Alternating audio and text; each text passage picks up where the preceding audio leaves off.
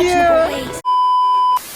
Hello, welcome in guys, welcome in. Today we are going to be finally playing the brand new Honkai StarRail story. The 2.3 update came out a few days ago and I have waited and avoided spoilers and we are finally playing it now and I'm really excited. It's called Farewell Penacony. It is the last part of the Penacony storyline. It's the epilogue, I believe. And I honestly don't really have any idea of what's going to happen. So I'm very curious. I've heard it's very good. I'm going to be simultaneously very happy and very sad that Penacony is coming to an end. It has been a really fun journey thus far. And I think that the story is amazing. But it is ending, never to return. I mean, it might return. All good things must come to an end. And the end is going to happen today. So yeah, that's the plan. And then at the end, we'll probably also watch the new Honkai StarRail trailer. I've been told not to watch the trailer because it has spoilers for the story that we're about to play. So yeah, we'll do that too. And that's about it. But yeah, before we begin, if you guys enjoy, please make sure to smash like, subscribe. I'd really appreciate it. Leave a comment down below about how you guys felt about the story, what you guys enjoyed, what you guys didn't enjoy, and your emotions seeing everything finally coming to a close. And without further ado, let's just go. I don't really know what's gonna happen in this epilogue, but I do think that there's two storylines that I remember we haven't fully closed off. There is the whole Sparkle and her buttons storyline. I think they kind of addressed it, but they also didn't, so I feel like maybe we'll see something about that. And then I also think the IPC is going to be involved based on all the trailers with Boot Hill and in general how they ended off the previous update. And then lastly, I do think that there will be some more Firefly content, both because this is her banner update and also because we also aren't super clear about what occurred and happened with Firefly and her potential third death in Penacony. But yeah, let's head on over to the mission location and it will start. True, we did end off in this room last time. Wake up! Wake up! Hey, wake up! The sun's frying your butt. March? Sun? But we're indoors. Are you okay? Can you hear me? I didn't hear a peep from your room, and it really freaked me out. Where did we leave off? I swear, I thought we left off with Aventurine in the room, and then Boot Hill came by. Am I dreaming? You're not dreaming. We're in the Reverie Hotel. In the real world. The Order's dream is over. For real this time? No more double back plot twist? Even though it's been a day, I still break into a sweat when I think about it. Our trailblazing expedition almost ended in Penacony. Surely, this is no longer a dream. We ended it once and for all, right? I'm so jealous that you got a good night's sleep. I was traumatized and too scared to even close my eyes. I thought if I fell asleep, I'd never wake up again. Okay, that's a valid response, I would say, to that whole Order dream. Lack of basically losing all your freedom type of event. What happened to the Stellaron? The Stellaron was sealed while you were sleeping. The ordinary people in Penacony have no idea what happened. They just feel like something's missing from their memories. The family's official statement was like, "The Charmony Festival was attacked by an unidentified Stellaron." Her announcer voice. The Charmony Festival was attacked by an unidentified Stellaron and came to a halt. Now all the March major is so cute. lineages, except for the Oak family, are dealing with the aftermath. The family has invited the crew to the Radiant Feldspar as witnesses for an important meeting. Radiant Feldspar? Radiant Feldspar? Is that the new map? Maybe? Everyone's waiting for you, so hurry up and pack. We're leaving as soon as you're ready. Yes, ma'am.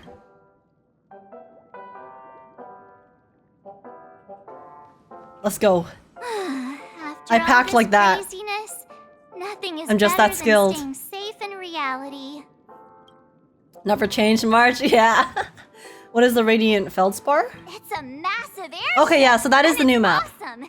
I heard it's never Let's shown go. to the public.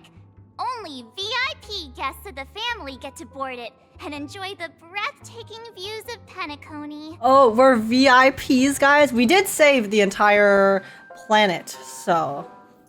I would hope that we are VIPs.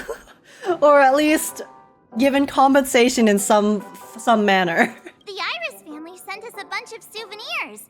Fruit Ayo? baskets, plus this fancy Any Stellar Jade? model. After you're back on your feet, you can enjoy them all. We are pretty much celebrities on the planet of festivities now, aren't we? We've become celebrities to every planet we visit. Tell me more about the current state of Penacony. What happened to you in Enna's dream? The Stellaron was sealed while you were sleeping. The ordinary people in Penacony have no idea. Oh, she already said this. The family's officials, now all the major... Okay. What happened to you in Enna's dream? Why the sudden interest in that? Well, I was dragged into the sweet dream. I felt a cold tentacle. A cold tentacle? Into my memories. Huh? But something else was there. Why are we talking about tentacles all of a sudden? Suddenly disappeared. Sus. And then I dreamed about stuffing my face with delicious food. Hey, yo, March? Going on a shopping spree. Sunday didn't seriously believe that was the life I wanted, right? Breaking free from that cheesy illusion was just a piece of cake. Honestly, if I had a dream where I just got to eat good food, that is actually bliss. Endless eating with no repercussions. Food is the way to your heart. Let's go meet up with the others. Yeah, let's go. We've got some time before we board the ship, so let's catch up with everyone at Dream Jolt Hostelry. Alrighty. Remember March both predicted Ting Yun and Penacony's plotline before we entered the places? March is actually an Eon. That's gonna be our backstory. And it's Firefly! Okay, so she's still around. How extravagant. Just like Epsilon. How was it? Did it live up to your dreamscape expectations? Oh, this is cool. I think this is the first time we got to see Firefly actually interact with the other Stellaron Hunters. In the game. You already asked that when we first got here. Yeah, and you said This is so no cute. then. But after all this madness, I'd say you've grown fond of it. Just a heads up, you're still on the Bloodhound family's wanted list, so keep a low profile. She's a wanted individual. Wanted by all of us players. This time, it's Firefly to come in the home. picture, not Sam. That's gotta be a whole new experience for you, right? Oh! Indeed. In Kafka's words, that's also a missing part of my life. So does that mean that she's basically exposed herself as Stellaron Hunter Sam, not just to us, but to the general public as well? Still, it'd be quite inconvenient if I can't move freely. Could you help me out, Silverwolf? She's like, it's cool. I'm glad that I get to be known as my own individual, but at the same time, being a fugitive, you know, comes with the repercussions of having to hide and being a fugitive. You lose your freedom. I didn't say that. Don't worry. I've hacked all the systems and left no trace. Oh? Don't do anything that may draw attention, and don't talk with guards. They might recognize you. Keep these 2 points in mind, and you can go wherever you want, unbothered. So she deleted, I guess, the wanted listing? Or the pictures of her? Problem, Miss Samuel. Miss Samuel? I love this fake name. Yo, Silverwolf, that is an L name. That's so lame. Now that we're done here in Penacony, what will you do in your free time? I hear the Genius Society is here. How about we go stir up some excitement? The Genius Society. Oh, is Ron May gonna come? Is that why her banner is happening right now? Well, you know my script isn't over yet. I know Screwlum's gonna appear. But I wonder if the others will. Didn't bring you back to hear an answer like that. Don't worry. Her script, she still has a third death. Says that I'll experience 3 deaths, Ooh. but also receive an unforgettable reward on the planet of festivities. Unforgettable reward? Is the unforgettable reward sweet escape from her predicament of life? as a Sam Firefly mech unit. There's no way that third death is a real death. I refuse to believe it. They're not gonna kill Firefly. They won't kill Firefly in the story. How will I know if I don't try? All possibilities exist. They can't do that to us. Actually happens, right? She'll be fine. She'll be fine, chat. You may not realize it, but you have a bad habit. Whenever you seem to be asking a question, you've already made up your mind, and no words will dissuade you. Anyway, Kafka She'll be fine. asked me to pass on this message. If you see anything fabulous in Penacony, get one for me too. Just swipe my Oh my card. god. You know the Guys, Sugar Mommy Kafka? She actually said treat yourself. It's on me.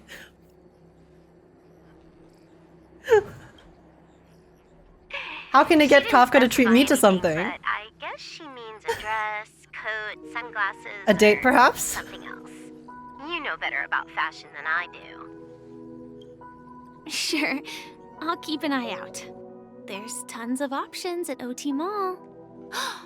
Do you think she'll like trinkets, like hair accessories or brooches? Yeah, Firefly. Maybe Firefly should get some accessories that weren't from battles past, where she ripped the banner and then like tied some fabric around her arm. Why don't you get some clothes or just a nice fit that has nothing to do with war? Those sound more like something for young Another girls. degree of separation from the You trauma, should keep right? them for yourself. Oh, by the way, Blade didn't explicitly say it, but I think he was trying to say something like, "Temptation will show up again Temptation? in Penacony." He's always so subtle with his words. Is temptation a person? Got it. He was just worried about me. Relax, Silverwolf. You know me. I won't do anything crazy. I just want to wander around and see more of the world for myself. I want to buy some oatcake rolls. I've had a cake roll every day since I arrived in Penacony, from the first day to the last. See, that's something you can only do in a dream. If you ate cake every single day, oh my god, do you know how unhealthy that would be? But today, I'll buy 2 and give you 1.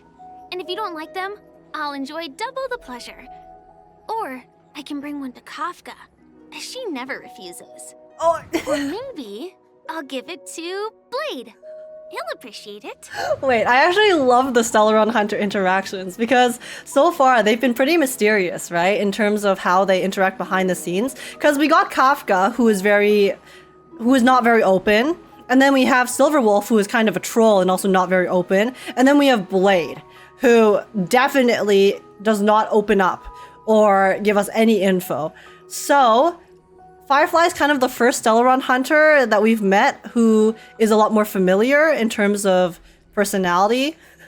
She's more closer to a normal person, I would say, in terms of her the way she acts. So I really adore these interactions of kind of humanizing the Stellaron Hunters and how they're just they still act like a silly little found family, you know? That's not written in the script, right? But as you see, I have added new footnotes to my It's so cute. Oh, Topaz? Oh, Topaz? Welcome, Director Topaz. The family ambassadors are still inside making preparations, but... Oh my god, does this get me? We get to see Aventurine again? It'll be a while before the conference starts. Aventurine and Jade! God, I like this trio so much. They've made me so much more interested in the IPC as both an organization and the characters from it. Huh, quite a spectacle. The family really knows how to make things look impressive. I thought they would choose a more formal and low-key location Topaz. for the conference. I didn't expect them to go with a luxury airship. About this, Director. I've asked around. This airship, named the Radiant Feldspar, belongs to the Alfalfa family. This conference between the IPC and the family will have a direct impact on Penacony's future. Such an important event should have been held at well, somewhere secretive in the moment of morning dew. So we're just doing it in the open instead? The atmosphere here, it doesn't feel serious enough. Well, it is the planet of festivities, okay? Even meetings have to be nice and fun and happy. Because only happy things happen in the sweet dream. Right, chat?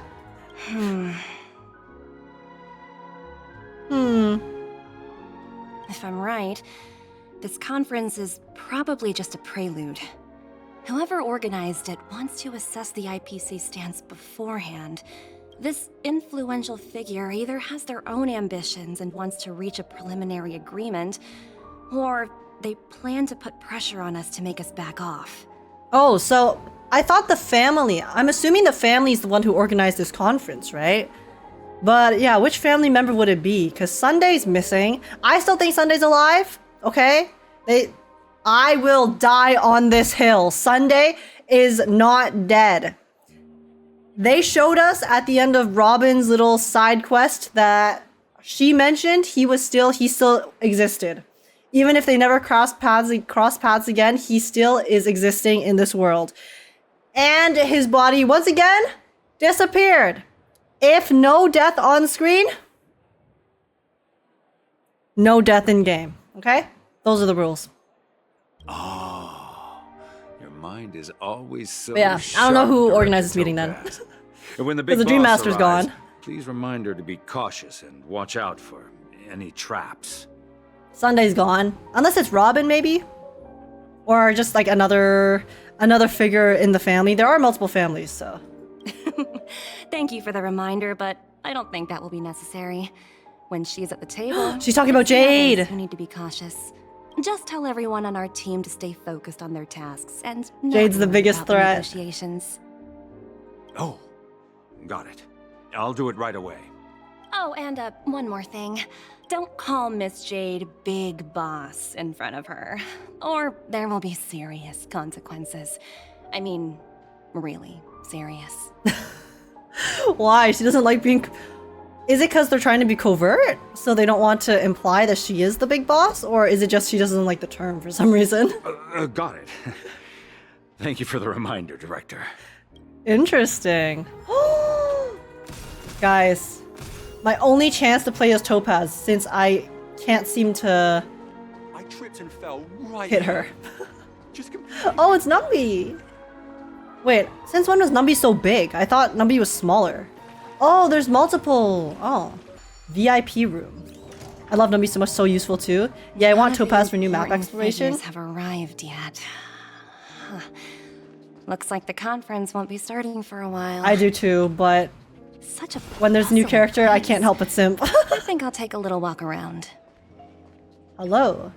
So many buttons. Oh, these are Sparkle's How many buttons. centuries would it take to press them all? Wait, this is Sparkle. This is Sparkle pretending to be a family guard. Didn't expect those pooches to actually recycle them all. Huh? Huh? What are these? What are these buttons gonna do? I thought they were supposedly a failsafe. For your safety, please stay away from those objects. Nice save, Sparkle. I totally don't know your identity already. For my safety? Are these buttons something dangerous? Not exactly. Lately, there's been a prankster in the Sweet Dream who's been handing out I wonder who strange that button is. devices to anyone he meets. According to those involved, he said something like, "Just press this button and all of Penacony will explode." Luckily, no one believed him. Still, the Bloodhound family collected these buttons just to be on the safe side. Yeah, eh? Haven't the hounds caught the culprit yet? Where's that prankster? Haven't the hounds caught him yet? This is so bizarre. Yeah, that guy has some skills, I'll have to admit that. However, you know, the Bloodhound family won't give up. Whoever disrupts order in the dreamscape will face severe consequences. Anyway, the family will deal with these things. Please, kindly keep your distance. Sparkle's actually a troll. So are we just supposed to move on from that? Like, I know you're Sparkle. Okay. Alrighty. I guess we saw nothing. We saw nothing. Oh, are you hungry, Numby? Food in the dream. Shouldn't taste bad, right? Numby's pretty cute. Toss a potato fry sundae to Numby. Oat cake roll, float disc burger. Has to be oat cake roll. That's what Firefly likes the most. So. Numby, catch! I do also have a sweet tooth. After eating the oat cake rolls, Numby seems a bit uncomfortable. Ooh, oops, not to your liking, huh? Sorry. I'll treat you to a nice meal once we get back to reality. Numby needs better taste. But I guess giving a pig sugar and bread is probably not the best idea.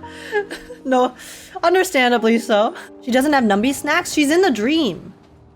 So I guess she doesn't know how to bring the Numby snacks into the dream with her. I think that would make sense.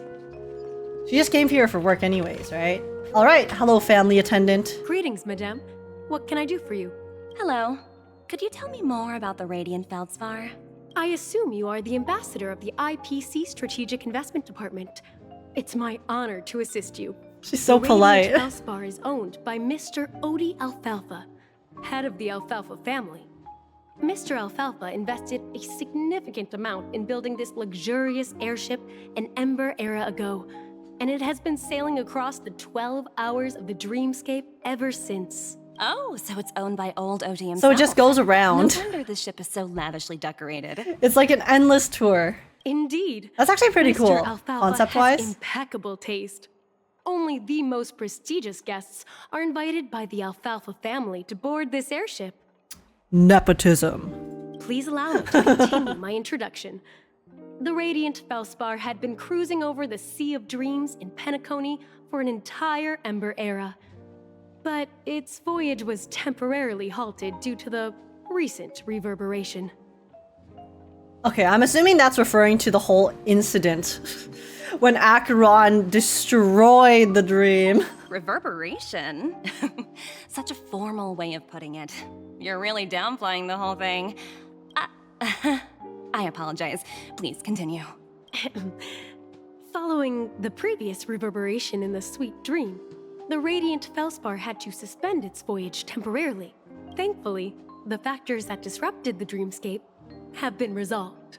However, due to, well, certain special reasons, the Charmony Festival, originally scheduled at the Penacony Grand Theater, had to be temporarily postponed. Well, the festival did happen. It was just not, I guess, the festival that we expected. So, Mr. Alfalfa suggested relocating the Charmony Festival to the Radiant Feldspar, taking this opportunity to announce the resumption of the airship's voyage. Is the ship that big? I feel like the Penacony Grand Theater is a lot more massive than the ship we have, at least the parts of the ship we've seen so far, but maybe it gets bigger? Well, that would meet the family's needs and also create momentum for Mr. Alfalfa himself. Quite fitting for a legendary tycoon like him. Thank you for explaining matters to me. Goodbye. There's a little chill at the end of her goodbye. Goodbye. Yes, Numby? No Scooby Hello? snacks? Unfortunate. The talent motivation department? Again? Internal review? Will it ever end? Guys, not the corpo speak. I'm working on a major project. I don't have time to squabble with you guys. Is she beefing with her coworkers? The way I handled the Urillo case was approved by senior management, and all of the project logs and calls are complete. Can't you check on them yourselves? I just don't understand. Why are you so fixated on this minor case and constantly escalating it? Seriously, what's your purpose? Wait, this is so real though. You know, when you accidentally step on a higher up's toe and then they just never let you live it down, they try to make your life miserable by going after all your projects, every single little thing they nitpick just to make you, Just to upset you and make things even harder for you? Shit, Topaz, I feel you, girl. Sounds exhausting. Why not just... Jade! In my opinion, you handled Oh! that project quite well. A little ball of ice in exchange for the Astral Express's good favor. That's not a bad deal for the department. She thinks we're a good deal? It's been a while. Oh my god! The way that her eyes Looking forward to widened! working with you. Never imagined this day would come so soon. Oh my gosh! Is there trouble? You can tell me anything. Just like old times. She looks so It's been a starstruck. while, Madam Jade. I'm honored to have the opportunity to work with you. I saw the hearts in her eyes. That cutscene was so beautiful. You're still so formal, aren't you? Oh, her voice is Forget really about the nice. hierarchy and treat me as your equal. No need for unnecessary titles like Madam. Oh, I could listen to Jade talk all day. I'm sorry, but it might take some time to get used to that. After all, you are a senior. Her voice is so soothing. Well, now that we're both members of the 10 Stone Hearts, I need you to be at your best. Especially since the upcoming negotiations leave no room for error. Oh yeah, because I guess Jade has been one of the Stonehearts for a long time, and then Topaz semi-recently got promoted to one As as sharp well. as you are, I'm sure you've figured out the true purpose of this conference. Oh, she's so beautiful.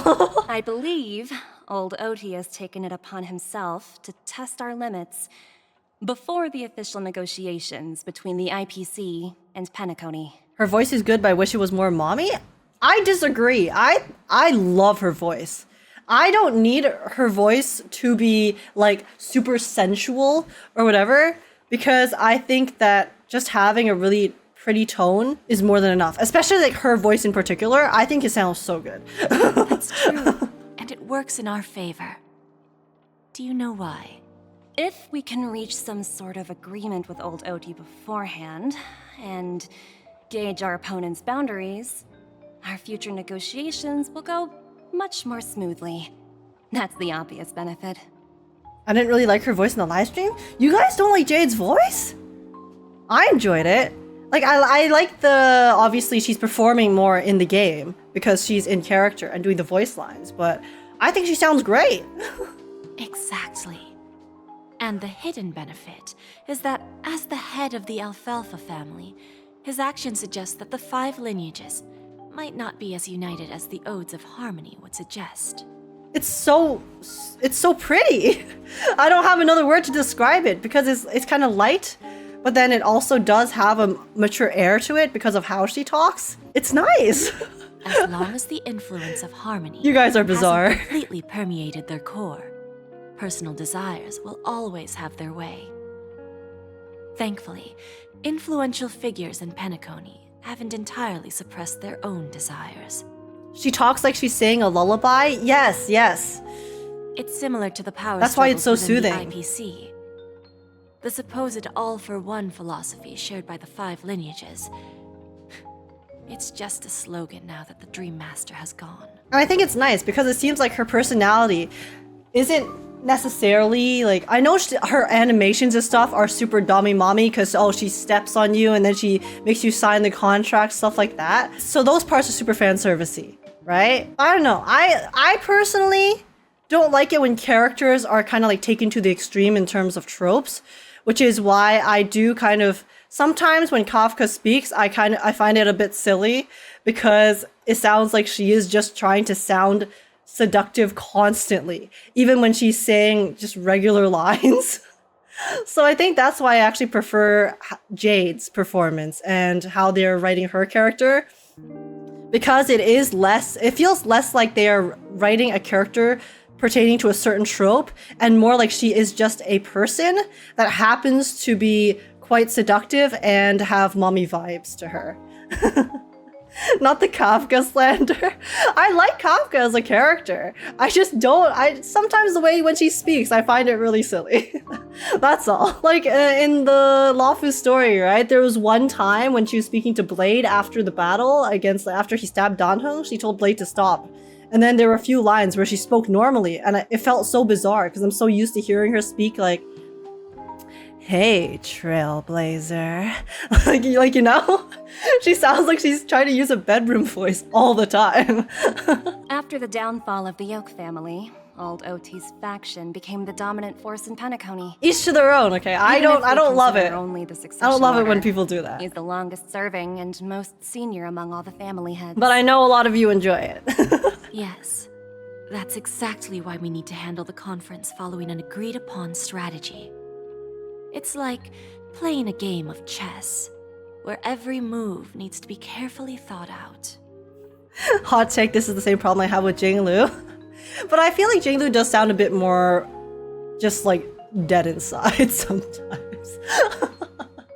I feel like when I hear Jinglu, probably just because it's also my perception of her character as well. I feel like Jinglu's backstory, because we don't really know Kafka's backstory, so all I know of Kafka is the impression that she kind of gives off to us in the current time. But because we also have Jinglu's backstory and understand that she is kind of going crazy, has lost all her friends, also is just, you know, dead inside, and I guess physically as well.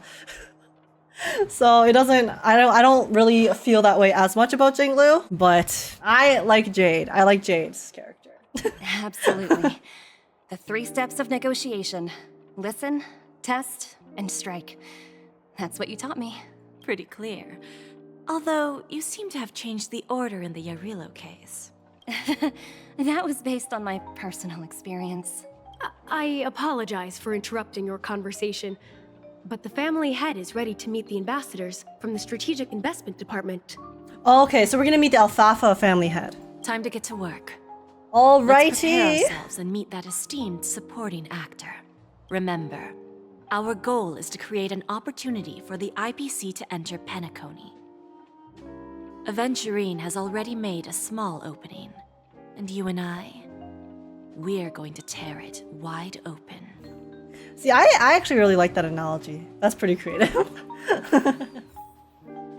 Because it's kind of ruthless too. We are going to rip it apart. I think it suits Jade's, I guess, kind of ruthlessness well. Whoa! This is a big room.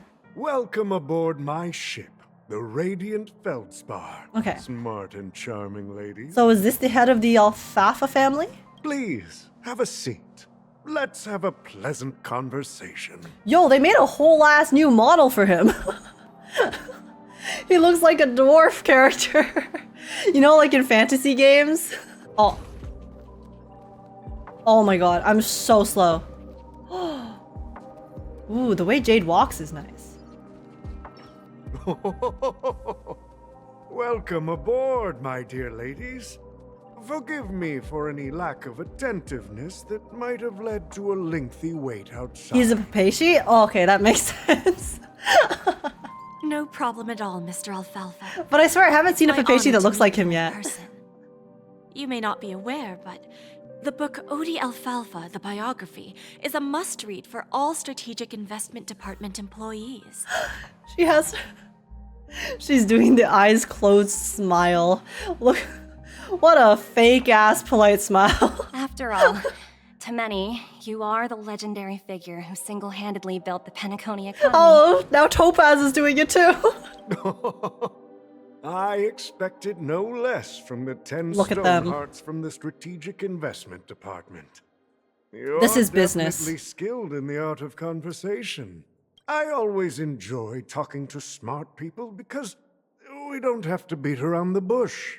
We can just get straight to the point instead. Nice. Since I I agree. invited you IPC ambassadors on board, I'm sure you've figured out the topic I'd like to discuss, yes? Okay, but I am dumb, so I don't know the future topic. of Penacony, if I'm not mistaken. Precisely. All right, Those few words represent that a makes sense. terribly complicated situation indeed. Let's take that golden-haired guy who's not showing up, for example. Put in Aventurine! great effort and almost got himself killed. But what was it all? My boy. Wasn't it eventually to create an opportunity for you IPC to regain control of the precious Astana? Oh. The wisdom and experience you've accumulated over 10 Amber eras are truly impressive. Let's assume your assumptions are correct, Mr. Alfalfa. How would you respond to the IPC's actions?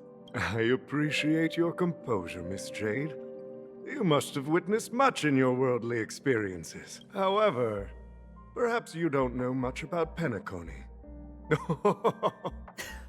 Whenever he laughs like that. When faced with a greedy wolf. Maybe I should start laughing like that, guys. Anytime anything humorous occurs.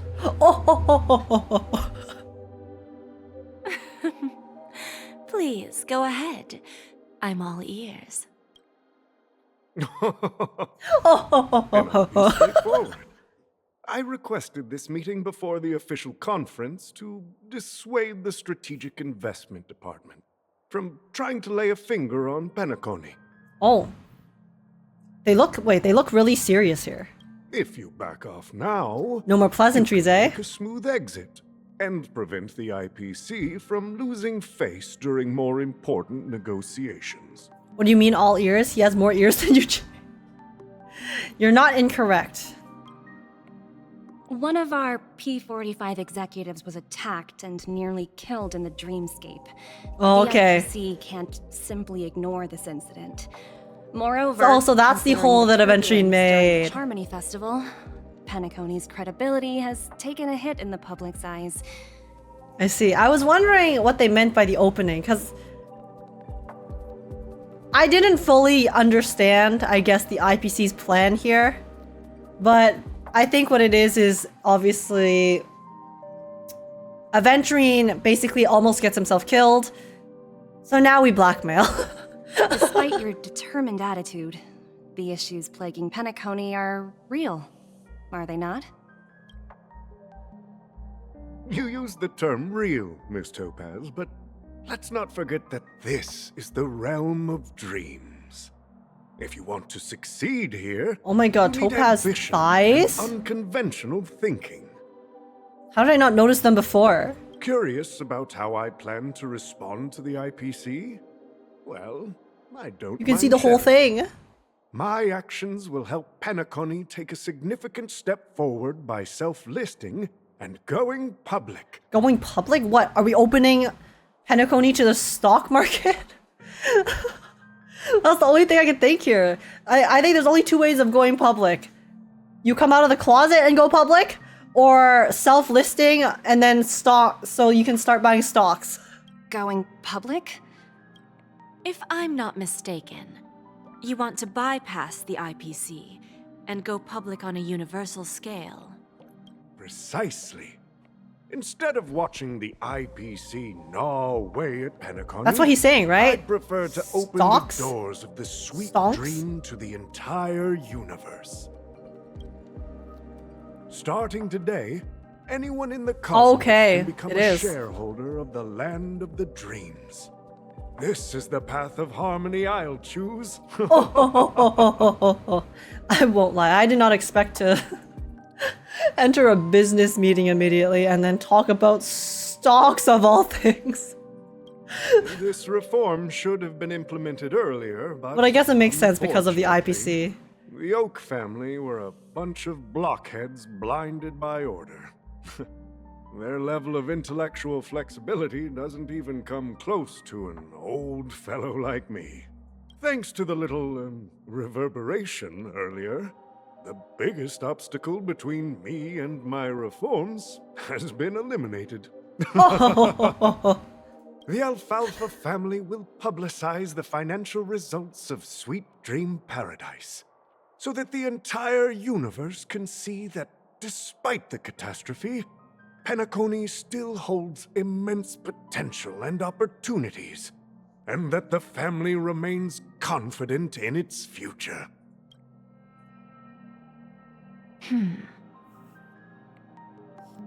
I didn't open this game to start talking about reality, guys. I don't want to see stocks in honkaistarrail.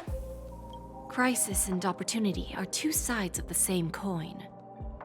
So, you've been waiting for the right moment for Penacony to regain the spotlight. understand if Penacony should seize this opportunity to overcome adversity. Even if the IPC tries to intervene, every move we make will be scrutinized by trillions of people. I know they're playing like kind of mental chess right now. Now I'm convinced that you've indeed familiarized yourself with my biography, Miss I'm too Jade. dumb to understand what's going on. Please. About your next move. Please consider it carefully. Indeed. We need some time to digest such a wealth of information. I suggest we conclude the first half of our conference, Mr. Alfalfa.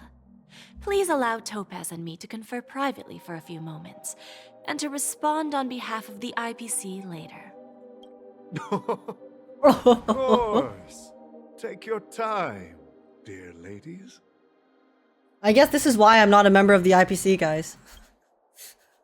I don't have the intellect for it.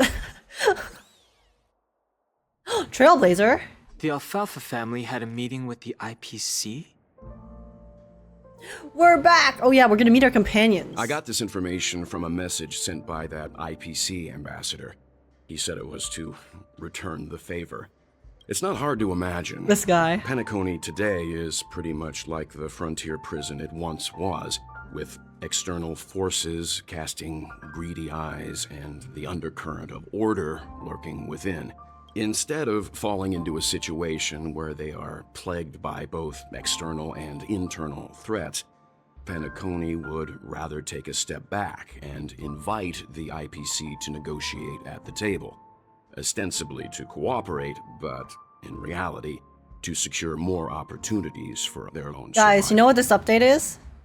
This is the Penacony politics update.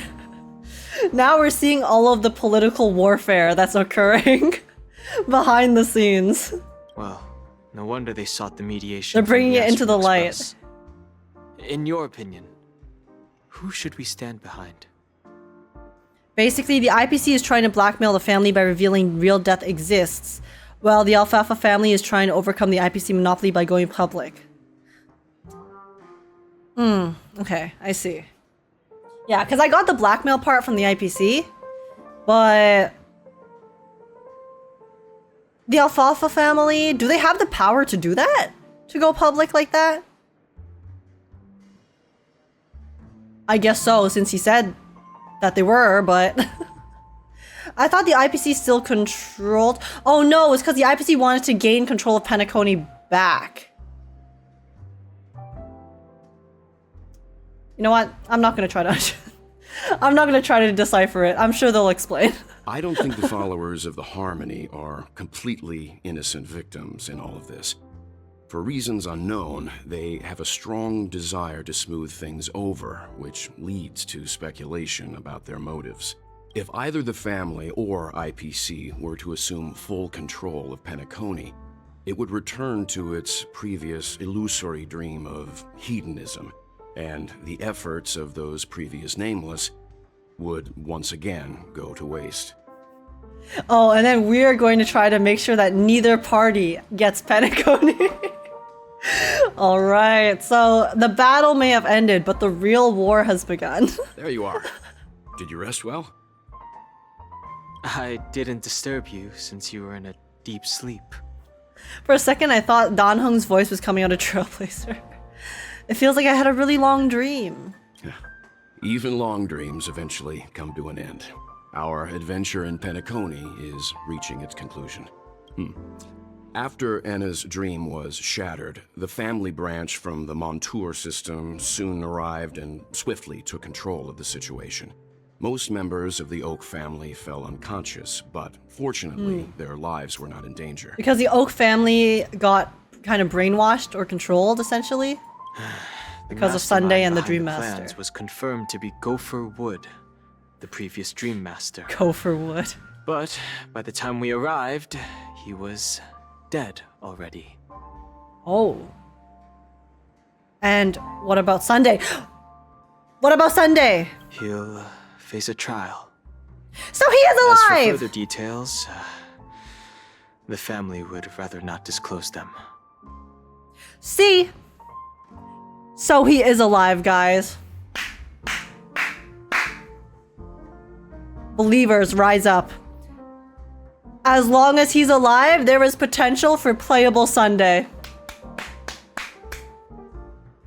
Our time is now. Unless they execute him, but I don't think they'll do that. If they wanted to kill him, they would have killed him in the previous update. Because he's still here, the dream is not dead. Playable Sunday can return. Ultimately, the public perceived the incident as an attack by evil forces targeting the Charmony Festival. Let's fucking go. They believe the family failed to safeguard the sweet dream, significantly eroding their credibility in the process. While quite different from the truth, this appears to be the outcome with the least impact. After all, you don't know who's awake and who's pretending to be it's Siobhan. Well, they'll open their eyes in the face of danger. Once the danger subsides, they'll embrace the sweet dream again. Guys, this makes me so happy. Here's a toast, with 3 glasses of glory of the Trailblaze to all of you. Hello again. How come you're here too? Well, this is where Siobhan works. What are you talking about? This is my lounge. Or I guess she owns it. It's good to see you all again. Although we might be saying goodbye again after this reunion. When will the Astral Express leave Penacony? We'll stay a bit longer, but not too long. Exactly one more patch. This one. This is our final meeting then?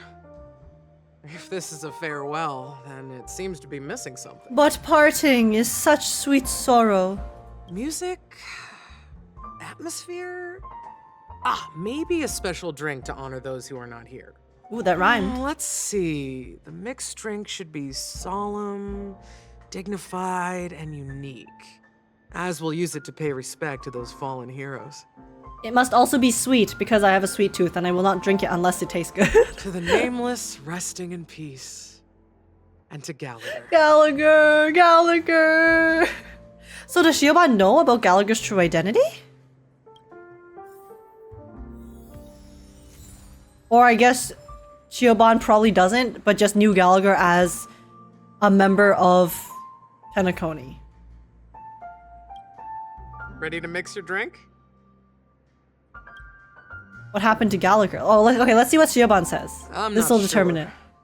I haven't seen him since our last meeting at the lounge. Okay, yeah, it doesn't seem like Siobhan knows the truth. Think of it, he always did come and go quietly. We used to discuss everything here. But every time he'd leave, I'd realize that I didn't know him at all. Such is the mystery that is Gallagher. You did not know him whatsoever. I have a hunch. Perhaps he's already fulfilled his wishes and won't be coming back. Oh, okay. Before we start... So she seems to have a gauge of Gallagher's true desires still. Oh wait, we should talk to our friends, right? Welt. This trailblazing expedition has been thrilling and memorable. Hopefully we've all gained insights about ideals, paranoia, clarity, and dreams from the experiences we've had. Oh wait, I forgot. Gallagher worked at the bar. Oh my god, I'm stupid. What will happen to Sunday and Robin? One bird longs for the earth and the other longs for the sky. Even if Robin had to stop her brother with her own hands, she won't give up on him. Oh wait, so do we have a chance at the siblings reuniting? There is hope? They already mentioned Sunday and the fact that he's alive, so maybe we'll get to actually have some closure with regards to the both of them in this epilogue. However, facing punishment from I think there's a chance. Is inevitable. He will face a trial. As for further details, the family would rather not disclose them. Oh, true, but the Harmony itself can punish him. Like how he used the Harmony to punish Aventurine before. When did the Order infiltrate Penacony? Since the family took up residence in Penacony, the Order has been hiding in plain sight under the guise of the Oak family, using the Stellaron's power to strengthen their hold on the Sweet Dream, which eventually resulted in disaster. Rip Gallagher, no body for him either, but how could he be alive? Okay, but the difference is Gallagher was a concept. He existed as a concept in the story. So he's dead because he told us essentially that he will cease to exist now that his fiction, and yeah, now that his fiction as the fictionologist is basically has been debunked. So he told us pretty much verbatim that he is gonna be gone. Like dead after everything goes down. So That's the claim the family makes. that's the difference. Whether they were truly unaware of all this is a delicate matter. Did the IPC make any move?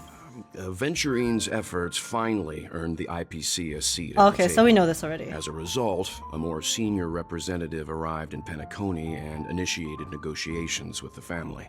As far as the Astral Express is concerned, the IPC will make for an invaluable ally during the negotiations to prevent Penacony returning to its former ways. What happened to you and Enna's dream? Well, it was somewhat surprising. In that dream, I returned to my homeworld and reunited with my long-lost friends. And for some reason, Acheron resurfaced. For some reason, eh? Guys, Honkai 3rd references, they're still here. Ayo. When I realized that her conclusion was not preserved in memories, I became aware of the bitter truth. That's all for now. The conclusion of a journey can often be sorrowful. All we can do is to try to make sure it ends on a happy note. You could say that Gallagher is pure fiction now.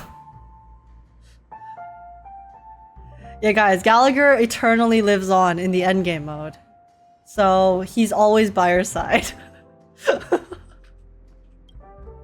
It's rare for all passengers to leave the Express together during a trailblazing expedition. But for Penacony, it seems most appropriate. But what about the Express, Danny Given boy? the conductor's presence, there's no need to worry about it. However, it's crucial that we soon return to inform Pom-Pom about the Nameless. Well, we're gonna have to go back to the Express anyways. It's not like we're never going back to the train. Pom-Pom can wait a little bit. What happened to you and Enna's dream? In my dream, the Express stopped at many places, and passengers came and went. Oh, wait, that's wholesome. However, the 5 of us were always present. Because The to him, journeys that's the never ultimate happiness, being able to exist with the Astral Express crew freely. Danhong! Perhaps this could be a deep-seated desire inside me. Oh, And, stop, upon that's so realizing sad. this, I knew it wasn't real. Danhong. That's depressing. He was like, my ultimate happiness is always being by my companion's sides. But because I knew that that can't be the case and we'll have to separate one day, I knew it wasn't a real dream. Bro, chill. Is the Order incident in Penacony a unique case? No related records exist in the databank, but I have a theory. The hidden dangers of the Order have always been within the Harmony. And this issue existed within the family from the very beginning. However, now that more powers in the universe are aware of this secret, the situation in the cosmos will become more complicated. That's all for now. Like I said, we'll go and see. Once we've packed everything, we should head to our next destination. Together as 5. Bro. The 5? Someone's getting excluded? Wait, okay, Astral Express crew. There's Himiko, Welt, Danhong, March, Trailblazer. And then Pom-Pom's the conductor, so Pom-Pom's always on the Express. So maybe no one's getting excluded because he is including Pom-Pom as the conductor. Or he's saying there's 5 others apart from him. So it's 6 total. Ready to mix your drink? Sure. Before we start, would you like to talk to your friends? We have plenty of time. I already did. No worries. All right, as you wish. Huh. I think I have an idea about what drink to make. Would you like it bitter or sweet? Sweet. It's up to you. Choose the flavor that suits you best at this moment. Sweet. Drowning sweetness. One of the Drownings. most challenging drinks to make. A slight imbalance in the ingredients can result in an overwhelmingly viscous, sweet taste. If it's overwhelmingly sweet, maybe I've made a mistake. But also, okay, I haven't, because who wants to drink something that's bitter? As a person who thoroughly enjoys sugar, I cannot comprehend it. However, with the right ratios, you get a uniquely sweet drink with a lingering aftertaste. March at the stage? March at the stage! Oh no! Guys, I'm sorry, I didn't realize. There's the YouTube delay. Sorry guys, we missed March's dialogue. Man. Not a bad choice. Let's start mixing. Apologies. It's okay, we'll go find it later. Mini wine glass. Oh, okay. Dream Jam Sweet Milk Cream. Oh, I have to do it first? Dream Jam Sweet Milk Cream. Next. Origami Bird. That does look quite sweet. We did add a lot of cream on top, so. Words always fall short. If you want to bring closure to past events at this lounge, there's no better way than mixing a drink. I chose bitter because I'm a man. Listen, I have the taste buds of a child and I'm not ashamed to admit it. Blend all your memories and emotions together and stir them well. Through the filter of time, what remains in the glass is something to savor. Well, it's done. Here's to the nameless resting in peace. And to my friend, Gallagher. Mikhail and Gallagher. The spirit of freedom will spread It's far pain. and It wide hurts. among the stars. And its legacy will be more timeless than a pastoral I really song. didn't expect to care about Mikhail that much. We're not accepted by the outside world, so we've gathered here. And one day, our souls will return to the same place. Cheers. Cheers, Shioban.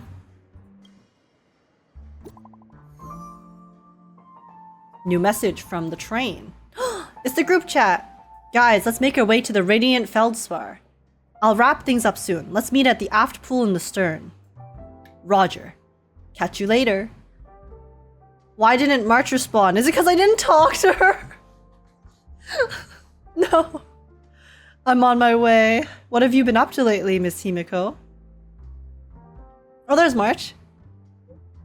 Hey, I was about to ask the same thing. It's a secret for now. Be patient. You'll find out at the opening ceremony. Oh! Ooh, Himiko is going to have a role? Okay. Oh, are you leaving? Oh, then take this with you. What, we're gonna take the I whole mixed glass? more of this last special drink for you. The past shouldn't be forgotten. So I hope it brings back the flavors of Penacony. We're just gonna walk around Penacony like this? Thank you. I'm sure it'll leave a lasting impression. That's funny to imagine. If you happen to run into Gallagher, make sure he has a sip too. I know his tastes. Hey! Okay, Gallagher. See, Gallagher's based. Gallagher also would enjoy the sweet tooth. I think this would say the same thing for either option, whether sweet or bitter, but I like to imagine that Gallagher just likes eating candy, okay? I think that's a funny juxtaposition with how mature he looks. But what if we never cross paths with him? Then, I guess you won't be seeing him. Oh. Alright, enough with the heavy stuff. Oh. You guys have important things to take Feel care bad. of. So let's not dwell on things. I was trying to make a joke. And then Shioban said, he's gone. I guess you'll never see him again. Girl. Whether it's the Astral Express or Penacony, there's still a long journey ahead. So let's lift our spirits, guys. Yeah, eh? And embark towards our tomorrows. Alright, Shioban. Back to Jade. Old Oti is a tricky opponent. I didn't expect him to take the risky step of going public at such a critical moment for Penacony. Sometimes you gotta take some risks to beat the mastermind at mental chess, I guess. Indeed. He's definitely bold. It's that kind of boldness that made him the Odi Alfalfa he is today. Oh my god, sorry. This angle makes Jade's boobs look so massive. Look at this. Still, the outcome is uncertain. Shouting loud doesn't necessarily carry any weight. What about the phone call I asked you to make, Topaz? Ah, they agreed. But it'll take some time before they arrive. They? Just as it should be. The sweet dew should be served after the bitter poison. All of these analogies about drinking. Looks like we'll be skipping the exchanging apples step this time around. Now that we're dealing with a greedy merchant, a simple apple wouldn't make a difference. Well, I guess I included myself in that remark too. They're using all these terms that we have no idea what they're talking about. Now I'm a bit curious, Topaz. Do you think Penacony is a quality asset? Yes. Despite its recent calamity, Penacony remains a top quality asset within the cosmos, with good credit, lucrative potential, and promising prospects.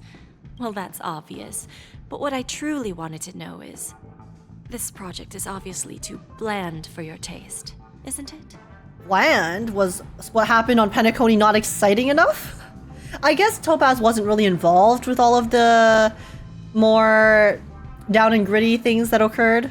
She was kind of just chilling in the hotel the entire time, so... That's true. I wouldn't be here if it weren't for Aventurine. But despite that, you trust him. You even entrusted him with a cornerstone. Something as precious as life itself, to finish this gamble. Okay. Are you not in the same boat, Miss Jade? Without us playing along, your Jade Stone wouldn't have made it across the border so easily, allowing you to see all desires that flow through dreams to gain a bargaining chip in negotiations.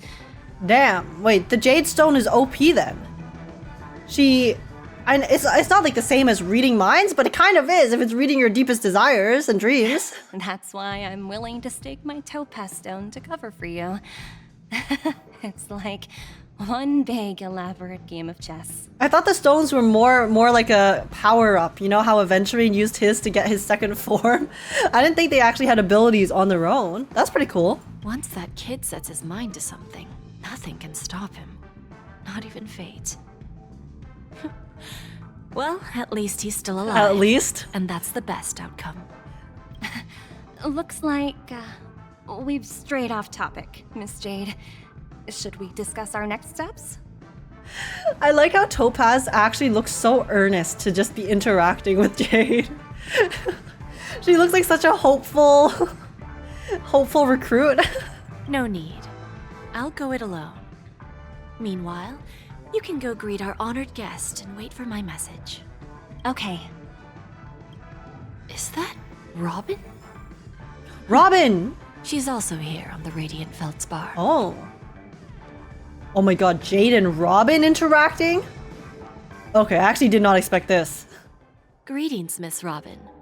I didn't expect to meet you here. The two people with the prettiest voices in this game. Miss Jade? Greetings.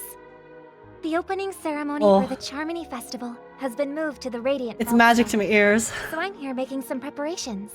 How about you? Have you spoken with Mr. Alfalfa? I'm actually on my way to meet him right now. Do you know him well, Miss Robin? It's the two prettiest ladies. Unfortunately, I've never met him. I've only heard a few comments from the former head of the Oak family. Mr. Alfalfa is respectable when it comes to business. But in other respects, I can't say the same. I always find it so bizarre when Robin refers to Sunday not as her brother, but as his, I guess, role. Where do you think the future of the planet of festivities is headed? I believe the sweet dream will see its rebirth. Just like the Radiant Feldspar resumed its voyage, the Harmony needs a new direction. Only by bidding farewell to the past can we actually sail into the future. She's actually an angel. There are no permanent allies or everlasting enemies. So let's both take what we need from this deal. Naturally. I'm looking forward to your performance. See you at the festival. Oh my gosh, wait, I just realized. We didn't get a chance to see Robin perform properly yet, like on a concert stage. So we might actually get that this patch. Because I know they did release an extra song on Spotify recently. What if she performs the new song? Oh, wait, that would be cool. See you later, Miss Jade. Oh, there's hope. There's hope. I'm excited. I really want to see Robin perform in game. That is my dream ever since they announced her character. Oh. Okay, now that we've been on the entire ship, I gotta say, it does not feel like it is the same size as the Penacony Grand Theater. So I don't know how we're gonna hold the festival here. Thank you for your patience, Mr. Alfalfa. Let's continue our discussion. Figured out something already, Miss Jade? But where is Miss Topaz? Topaz has something else to take care of. You'll be seeing her later.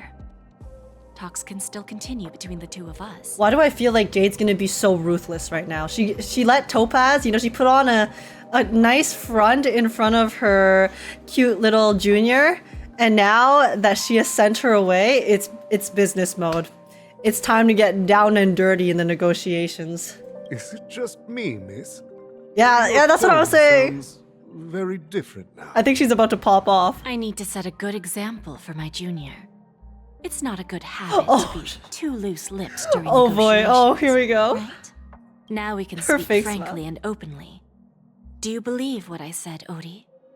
You're not the only merchant who has seen the changes in the cosmic market over the past 10 Amber eras.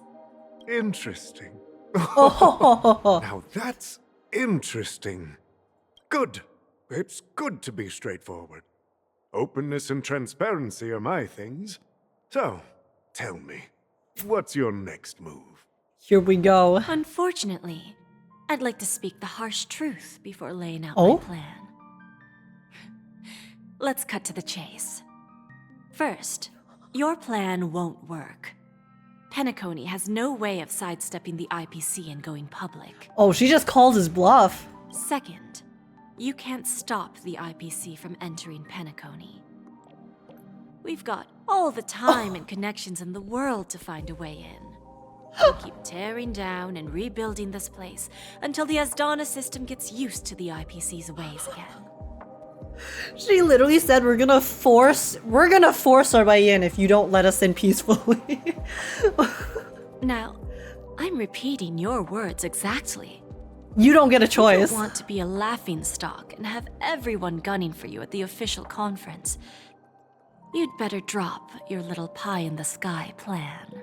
She just came in here and told him that this is not a negotiation. This is me informing you of what's going to happen. Interesting. Okay. Indeed. You surely have a way with words. Now, I'm curious to know what you have up your sleeve. Mr. Alfalfa, let's not forget that the IPC controls the biggest interstellar publicity platform. Her eyes More are than covered. half the news networks in the universe take their orders from us. Whenever they give you a shot with the character's eyes covered, you know they're about to say something ruthless. Or say something really sus. The moment They're gonna drop a news bomb. spreads about Penacony going public, trillions of customers will immediately receive a message like this. The family's protection for Penacony has expired. Any mishaps in the dreamscape could result in permanent brain death. We're gonna destroy your reputation while we're at it. Care to guess how many ways we have to turn alfalfa credits into worthless junk within a measly 24 system hours. And she says this all with a nice, lovely smile on her face. With the entire cosmos keeping a close eye on Penacony, I assure you, it won't be too hard. Actual child's play. You really think you can pull that off? Even from Pier Point, as distant as it may be, I'm more than capable of keeping you on a tight leash. Of course, she uses the leash metaphor. However, if you agree to give up that half-baked plan to go public, the IPC will assure you that we'll never jeopardize the interests of the family heads under your leadership. After all, we also need allies here in Asdana. The IPC can assist Penacony with financing, starting by acquiring 30% equity shares. With our financial support, stabilizing and rebuilding Penacony will be a piece of cake. 30% equity, you say? Who can guarantee you won't want more in the future? There is no way of guaranteeing it. We're only taking 30% because we're being generous. You have no choice in this matter. That's the brilliant See? part of it all. See? The answer is simple. No one. There are no guarantees. It all hinges on self-awareness. She said, bitch, you think you still have a voice here to negotiate? The No. board of directors I'm here to lay down the law. interests of the family heads to some extent. You're a smart merchant, old Odie. Isn't the whole purpose of this elaborate game to showcase your business acumen and seek more benefits for the family? It benefits us if we both take a step back. And if that's not enough for you, I'm pretty sure that another goal of making Penacony go public is to expand the influence of the Planet of Festivities and attract more customers. Wait, guys, this is the table that was in the White Knight trailer. Is the ship going to like sink or something or fall? So then we'll see Himiko in that shot where she's falling and then there's the tables around her. I understand. Am I your metagaming right now? And I have a solution for that, too. Fine. Now I see your sincerity. As the head of the Alfalfa family, I don't think I have any reason to refuse your offer. Bro's still speaking like he got a choice. However, Okay, Odie. as their chosen one, I still need one final answer. Go ahead.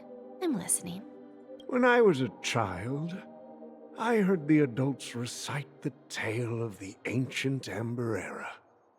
About the ascension of Shipe, the Harmony. Oh, is he gonna ask about and Sunday? The downfall of Enna, the Order.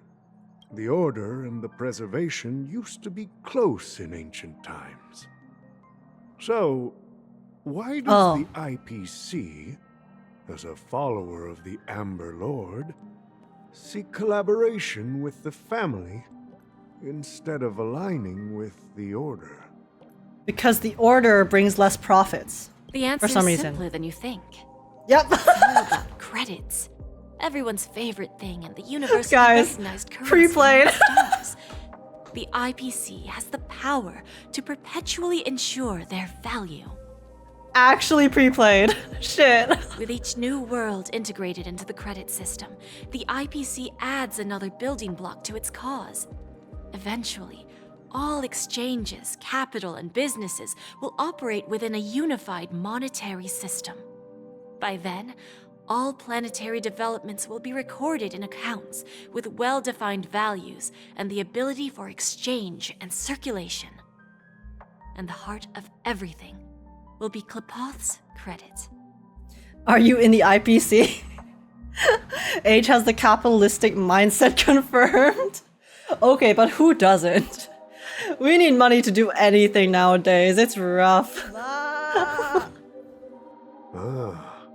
And then the IPC will be able to exert influence over everything. Yeah, they just want to control the currency. Whoever controls the money controls the world, or the universe in this case.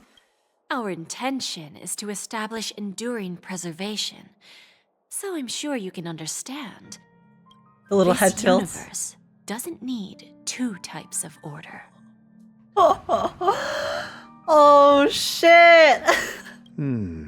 Dot dot dot. Well said. Now you've convinced me. All right. Tell me your solution. Let's see if we're thinking the same thing. Then let's continue our conversation. Please, Topaz, invite Sweet Dew to join us. Oh, Topaz was listening? She was eavesdropping. Himeko! Thank you for your presence, Miss Himeko. Himeko's in bed with the IPC?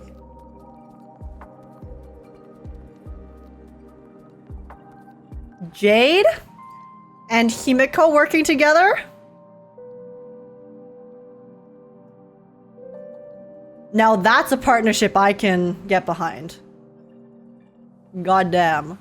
Please allow me to introduce her to you, Mr. Alfalfa. This is Miss Himeko from the Astral Express, one of the future shareholders of Penacony. Himeko's doing stonks now? I've Okay. heard so much about you, Mr. Alfalfa. It's All an right. honor to meet you as representative of the Astral Express. The Astral Express is starting a business. This stunning lady is the navigator of the Astral Express? It's a pleasure to meet you. I believe everyone here is familiar with the general contents of the proposal. After this round of financing, the IPC is expected to hold 30% of Penacony's shares. Oh my gosh, and how much does the Astral Express get? 20? 10?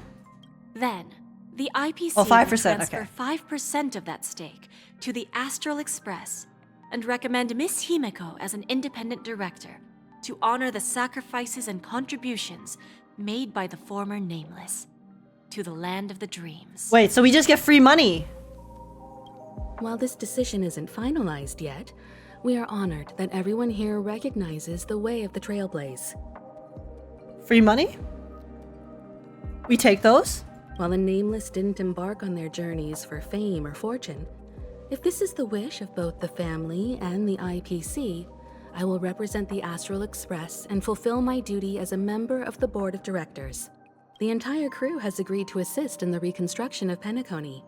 Beyond that, in our future travels, we are committed to bringing the beautiful dreams of the planet of festivities to more worlds. I see no downsides in this, guys. Of course, all cooperation is based on one premise. The path of harmony in Penacony must not be distorted again, and such a tragedy must never recur.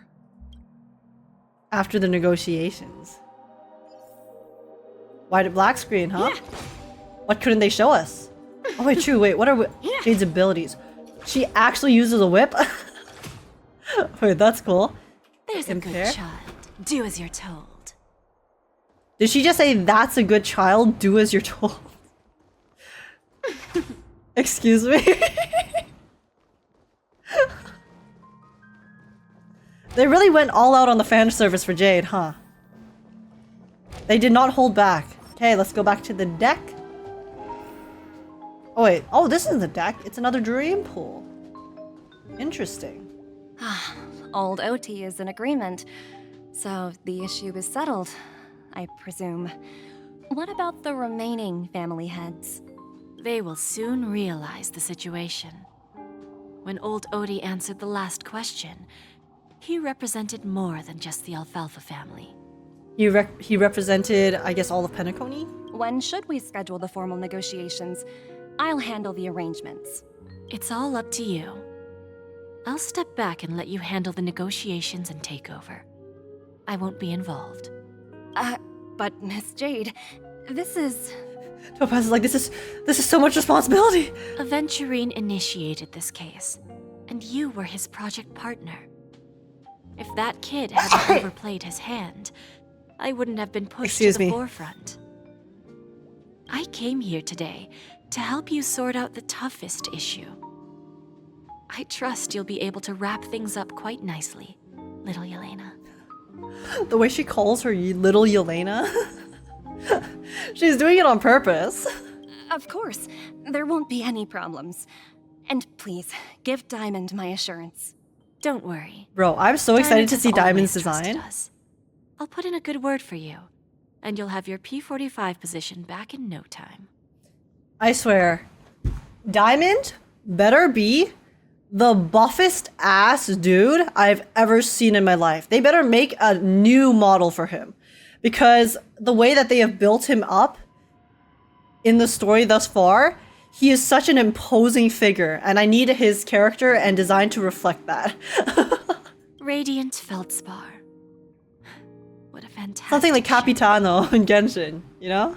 Now that my business is done, it's time for me to indulge in my own little hobby. Little hobby? What does Jade do in her spare time? Ah, you want to open a Bon and Jade exchange branch on this ship Bon and too? Jade? Opportunities like this don't come around often. Just look at the guests on this ship. They're surely holding a wealth of valuable treasures. Is she going to rob people by gambling with them? Well, I'll take my leave. Or a pawn shop. Okay. A pawn shop can't run without a boss. See you around, Topaz.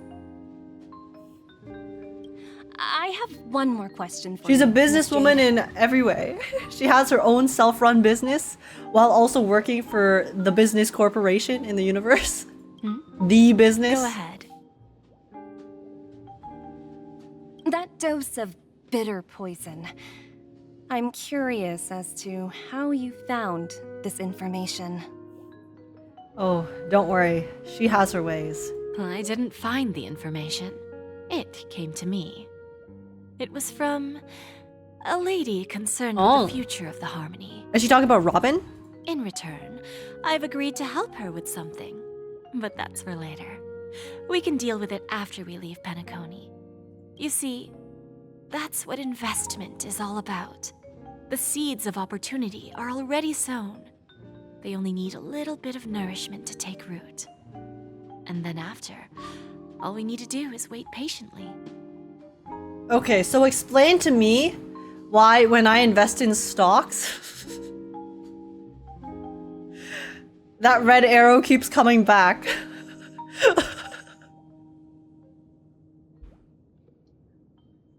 Guys, it's pain. I need to learn from Jade here. I need Jade to lead me down the path of being able to invest properly. Like right now. Did it wait long enough, clearly? It's just about time my final guest boarded the ship. I guess. You can't let go while you're down, right?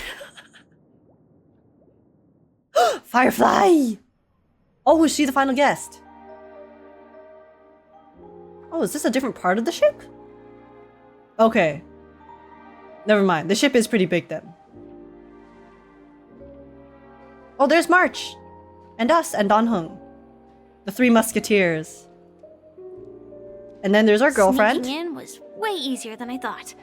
The family's security is as lax as ever. So, this is the Radiant Feldspar. So luxurious. This is cute. I'm actually really glad we get Firefly's POV here.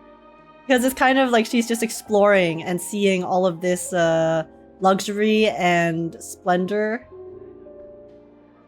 And knowing all the stuff she's been through already, it's really nice that she's able to she is able to just have this kind of experience that's a lot more chill. A pawn shop that grants wishes. Is there really a place like that on the ship? Oh, okay, that's Jade's pawn shop. I'll find out for myself if the rumors are true or not. Soldiers pay.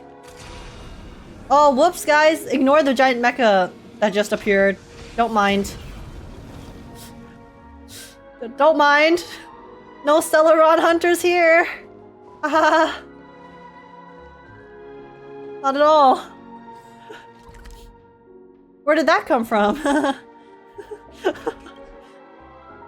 Oh, I can't. Oh, I have to go around. Firefly deserves a real vacation? Exactly. I agree. It's our bestie! Her? Huh. Vanished in the blink of an... Oh, I'm sorry! By the way, there's one more thing. Mr. Alfalfa and I discussed it. I'll present a gift to the Astral Express on behalf of the family, as a token of gratitude for the Nameless's contributions to Penacony. Please help me with the necessary arrangements. Yo? Right away, Miss Robin. What's the gift? Can I A blessing ask you of her something? singing? I'll take that gift. Oh, greetings, miss. Is there anything I can help you with? Do you know how to get to the pawn shop? Pawn shop? Ah, you must be talking about Lady Bonajade's place, right? I heard she offers, special services there. Why? Why did they have to say it like that?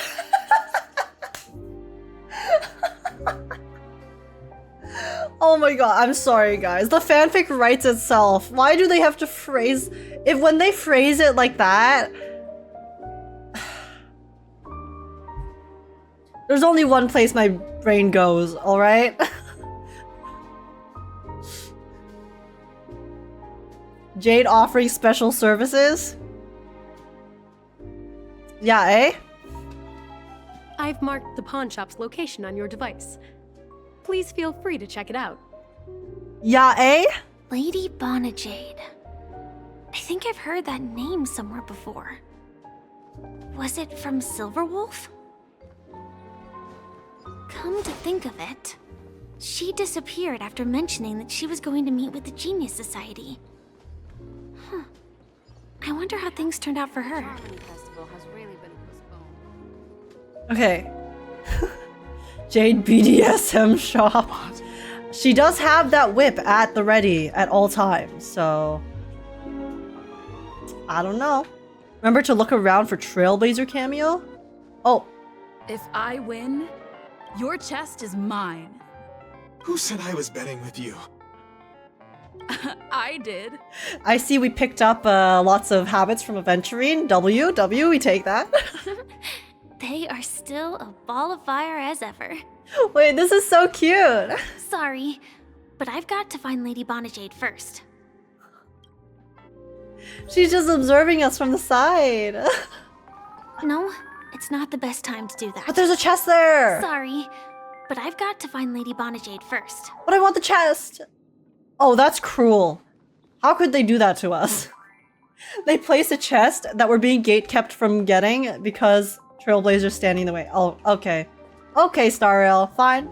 Fine. Firefly observing your shenanigans. Let's keep going. Oh, hello. Welcome to Bonajade Exchange, Radiant Feldspar branch. How should I address you, dear lady? Just call me Samuel. I forgot that's what Silverwolf called her. Samuel. Nice name. So what do you need, Miss Samuel? And what are you willing to give up? That's so random. Is Samuel a reference to something? Oh, Samuel, 'cause Sam!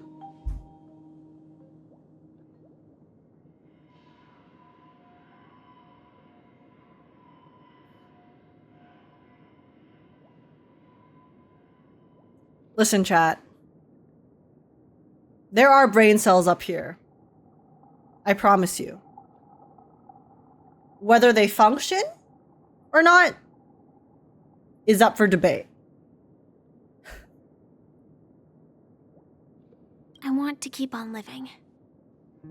And for that, I'm willing to give up everything I have. You just realized? Yes, I did. Okay? I'm a dumbass. Everything you have. My brain cells were actually distracted by all of the very beautiful characters in front of my eyes. That's right. Everything. Miss Samuel, I think you'd best turn around. It seems you're not quite familiar with the term pawn. What do you mean? Oh, it's a pawn shop because everyone who comes here to negotiate with her becomes her pawn? I mean it literally. I sense your burning desire to Oh. live, but unfortunately, you don't have anything of equal value to offer. Oh, is she just gonna take that? Oh, wait, she looks sad. Okay. A pawn shop that grants wishes.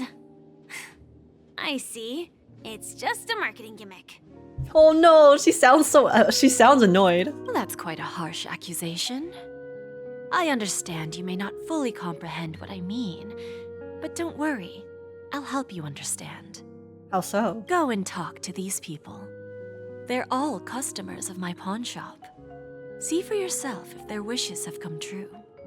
Once you've done that, come back to me. I'll help you understand the true meaning of pawn and make you realize what you're missing. Is Jade exploiting those in need? That Lady Jade feels more like a money lender rather than the owner of a pawn shop. Guys, it's the Fatui. Which one should I pop? Oh. 1, 2, 3, 4, 5. Don Hung and Void Ranger Jive. Don't change the words. No, it's not the best time to do that. Wait. Sorry. This is adorable. I'll catch up with you later. It's so interesting to see Trailblazer from an outside perspective, because usually that's us, right? We never really get to see ourselves as a different person. So that's fun. Okay, let's go back up. I love our silly Stell. Me too! I think Stell's such a cute character. She's actually silly. Hello, Stacy. You stupid little girl. Coming back to lose more money, huh? Why he gotta call me out like that? I feel attacked. Is this the devs trying to personally attack me as a gacha game player? How did they know? Enough talk. Let's get started. This will be our final game. I'm betting my entire fortune. Damn, Stacy. Oh, a big talker, huh? All right, let's see what you've got. Oh, it's actually a game. Arrogant gambler. Oh, is this the Candy Crush?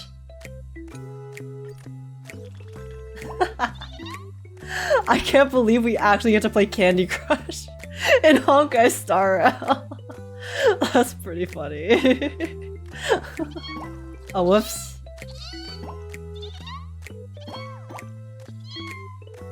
Oh wait, there's a rainbow one. I just one-shot him. Okay, eat shit. Get wrecked. It's an NPC diff. I actually won! I got you, Stacy. This can't be! You lost to me 10 times in a row. How could I possibly lose to you at such a crucial moment? Because I'm the clutch queen. That's why. True. Lady Jade has truly blessed me. Finally, She's gone insane. My luck has turned for the better. Great new era for Stacy. The master gambler has arrived. Bro. Calling yourself the master gambler? Stacy, listen. Let's give some credit where it's due, okay? I carried your ass. And the only master gambler I will accept is Sir Aventurine. One win and gets their head. Tisk tisk. That's a sore winner right there. So this side. Oh, okay. Hey, did you see that? The gray-haired one outside. Don't look around, just focus on your drink. Seriously, they look like a total lunatic. Is that her? Yo. My balance is insane. Slay. Oh, this time it's March. Chirp chirp. Origami bird. Hey, little birdie. Come on. Oh, calm down already. Everyone's staring at you. No, it's not the best time to do that. Sorry. I'll catch up with you later. Stella's ridiculous, and I love her for it. She's trying to catch a bird. The origami birds are very cute, though. If I could capture an origami bird to have as a pet that followed me around, I'd do it. I'm still waiting, honkaistarrail. Add pets in the game. Check this out. Whoa, what a beautiful necklace. Is it made of cymophane? It's stunning. How did you know I love jewelry made of cymophane? It has the same purple hue as the necklace my dad gave my mom. I've never told anyone about it. How did you find out, Del? Well, Will you go out with me? No. I will. Really? Thanks for the necklace, but peace. Really? I never said yes before because I thought you had no idea what I liked. But this gift made me realize you Bro were actually cheated. paying attention all along, trying to learn everything about me. So yes, I will. He cheated his way into getting a GF. Damn. That's impressive. Wonderful. My wish has actually come true.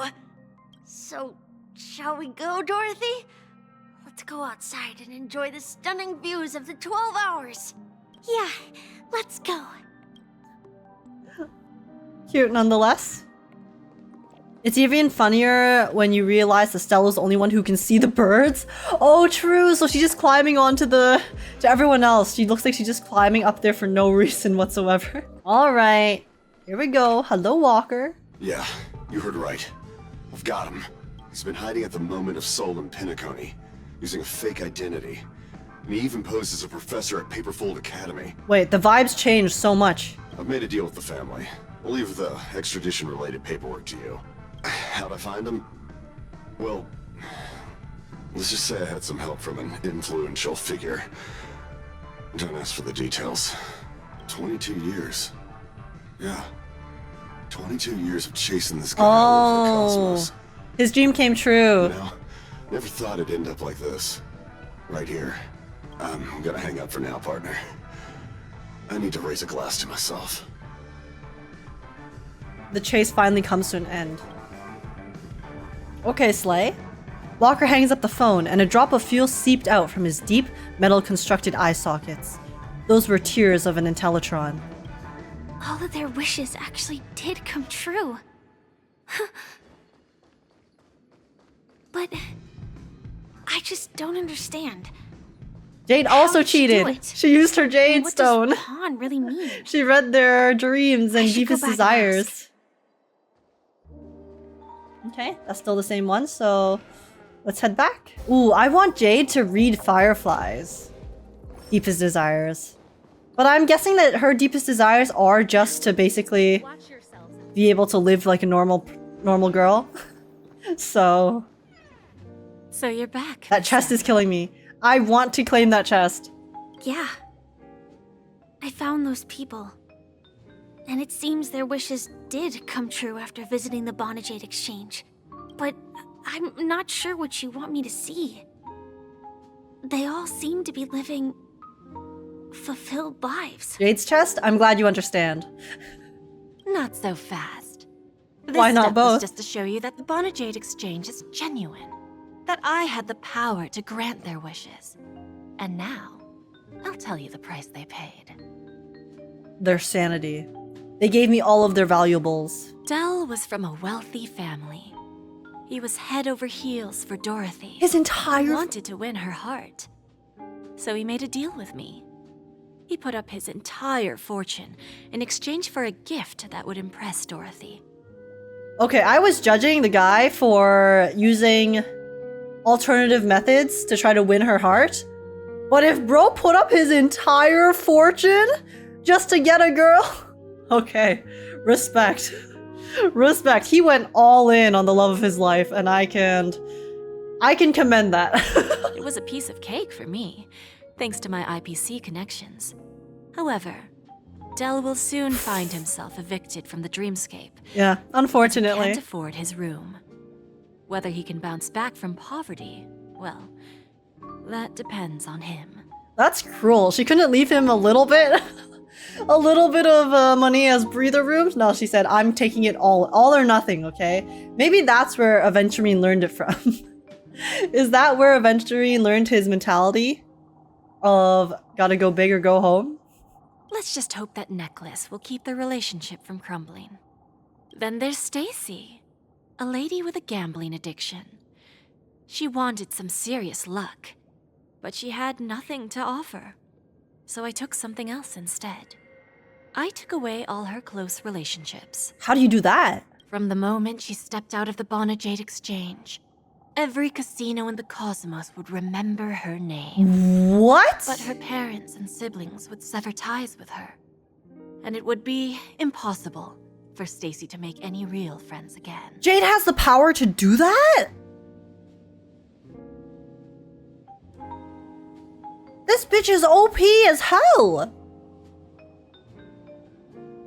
She will accrue a vast wealth due to her good luck, but she'll never be able to use it for the people who truly matter to her. I thought she could just read into their dreams, so then she used her intellect to somehow find out ways to help them achieve it. But apparently she has cosmic powers that defy reality and fate. Huh. As for Detective Walker, he spent 2 decades chasing down a wanted criminal for some heinous crime. But he never caught the guy. What did he give up for his revenge? He came to me. He offered his own memory system as collateral. In due time, his memories as a detective will be erased, and he will completely forget his own identity and all the sacrifices he has made. Yo, Jade. Can't you chill a little? Why are you ruining these people's lives? Interesting, don't you think? I fulfill people's desires and grant them favors, and soon they come back to me with even greater desires. When people see others' desires get fulfilled, they develop their own desires.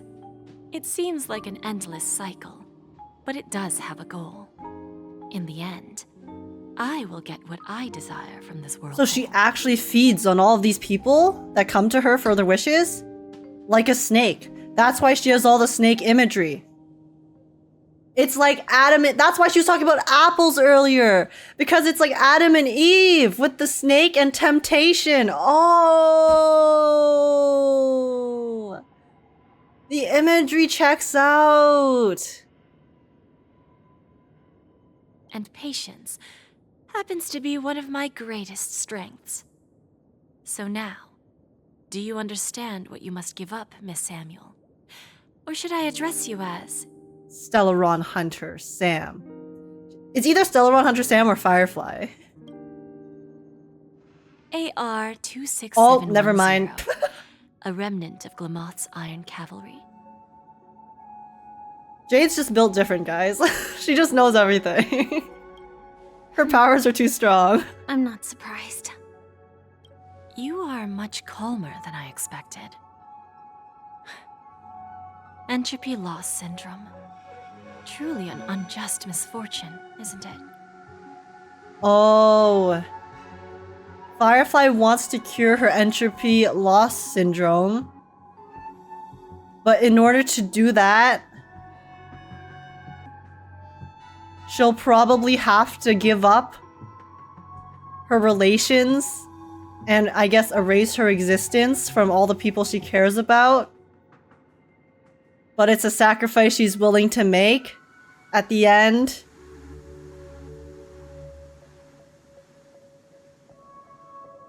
Or it's a sacrifice she's not willing to make at the end. Oh no. I don't know exactly what's gonna happen, but... I don't like the direction this is going in. The higher-ups in Glamoth implemented such a failsafe within the genes of their warriors, just to make sure the Republic's most powerful weapons wouldn't fall into the wrong hands. As for the price, those Iron Cavalries weren't exactly seen as regular, independent humans, so there wasn't really a price to be paid. She said her full government name. True. Careful, careful. You don't want your identity to be stolen, Firefly. However, you are different. You're now a Stellaron Hunter, a living being named Firefly. Naturally, you want to continue your existence, but with the firmament front gone, the people who know the secret and can cure the disease are nowhere to be found. Are you suggesting that the IPC has a remedy? Well, there might be a silver lining. That's all I can say for now. I see. It's no wonder you said I can't provide anything of equal value.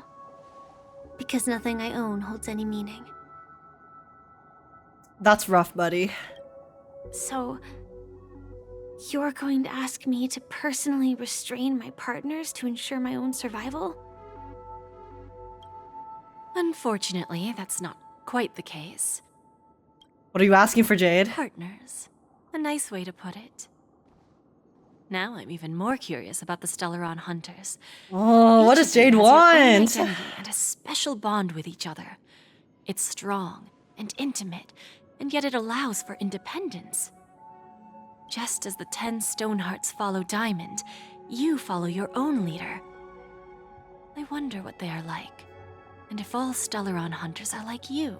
They are decidedly not. Traveling on the path of finality, but struggling against your destiny. Attempting to move in the opposite direction. ...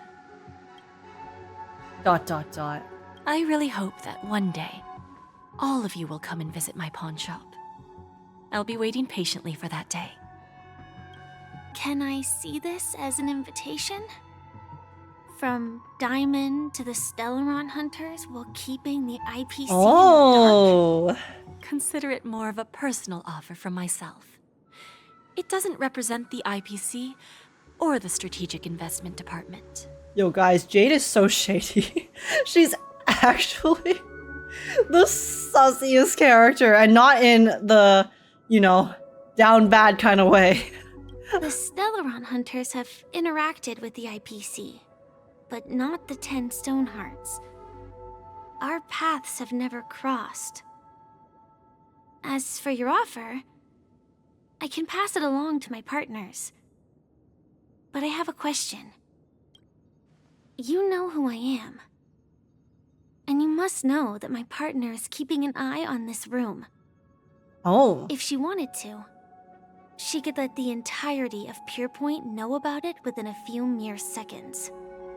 What drives you to take such a risk and extend this invitation on behalf of Diamond? Even if it could lead to your downfall. It's a gamble. Simply put, you and I are the same. However, unlike you Stellaron Hunters or the Astral Express, we band together merely to obtain what we want. Look, it's Topaz and Renee. So I'm assuming these are the other Stonehearts? Probably. Ooh, I think this character. I like the silhouette. This looks like another cute girl. This person looks crazy. Are we gonna get another batshit? Batshit insane playable? Each of us has our own past and destined ends. And on this journey, we have been invited by Diamond to join him. This journey could be either brief or long, as each of us carries a void in our hearts that can only be filled from the outside. And then this is the diamond, obviously, that gives them all the power. Ooh, this tinkling, the tinkling sound in the background, it makes me, it gives me a little tingle. So, Diamond made us a promise to divide the power of the Emanator of Preservation into 10 pieces and give each of us a cornerstone to fill that void. The diamond is a diamond age. It's a living rock. That would be funny if that was actually the case. Mortal flesh is fragile, yet my heart is unyielding like the monolith. For without this resolve, the way of preservation would fade into oblivion. So, you understand? This pledge goes beyond a mere oath. It's our collateral in exchange for opportunities, wealth, survival, and a future. Everything has to have equal exchange. High risk, high reward. Everyone in the 10 Stonehearts is a gambler like Aventurine. And whatever we gain from it will fortify the Stonehearts in return, allowing us to achieve the great cause of the preservation when the war among the eons eventually comes. Ooh, I wonder if we'll ever get to that war in the story. ... I understand. Take your time, child. You don't need to give me an immediate answer. Like I said, patience is one of my greatest strengths. Dude, if the 10 Stone Hearts and the Stellaron Hunters end up banding together, that's just all, like, so many hot people. Everyone in both of those orgs is just so attractive, please. If fate turns that page, our paths will cross again. It's a shame, though, that this pawn shop can't give me what I desire. My last attempt in Penacony. Well, it ends with hope.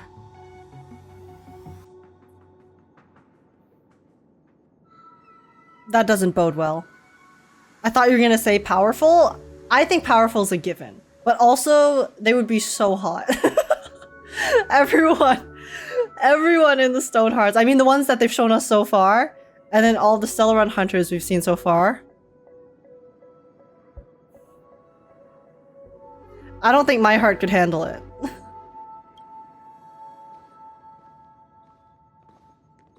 Oh? Lady Jade, I've come to deliver the collaterals promised. Oh.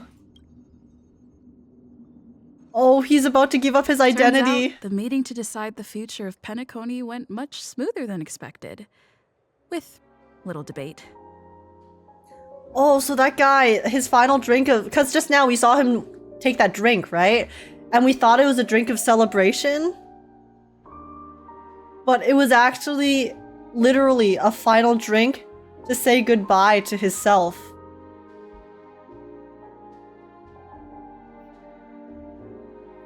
Dude. That's rough. The Charmony Festival's opening ceremony is starting soon. I should head down and take a look. This airship has quite a few treasures. A bountiful harvest. Not gonna lie, I feel bad for the robot. Me too. 07, the guy's memory. Oh, it's Dr. Ratio! Veritas? Oh my gosh, wait, he's so tall. Wait, is Dr. Ratio tall or is Aventurine short?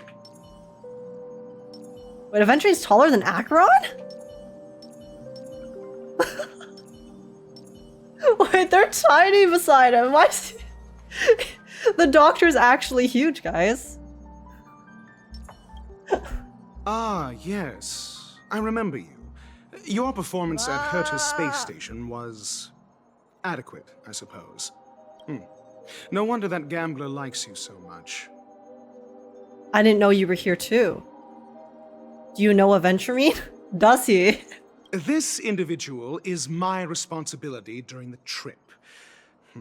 Nothing more than an errand from the Office of Academic Affairs. I feel like Dr. Ratio sounds different than how he normally does. Very well. The Charmony Festival is about to commence soon. Take advantage of this unique opportunity. A blend of work and play is essential for superior knowledge absorption. How do you rate Aventurine? Wait, rate how? Like in appearance? In personality? In power? I thought you were gonna make me get my act together. I hope you have fun at the festival. No, we were talking about Aventurine. I'm curious. The IPC and the Guild say that we are strategic partners. Yet, from my perspective, I am invariably the teacher, and he, along with you and every other individual, is the student. Everyone's stupid except for me. That's the translation. From this perspective, Aventurine isn't what you'd call an ideal student. Yet, he's also not utterly obtuse. Alas, the void within him can never be filled by talent and knowledge.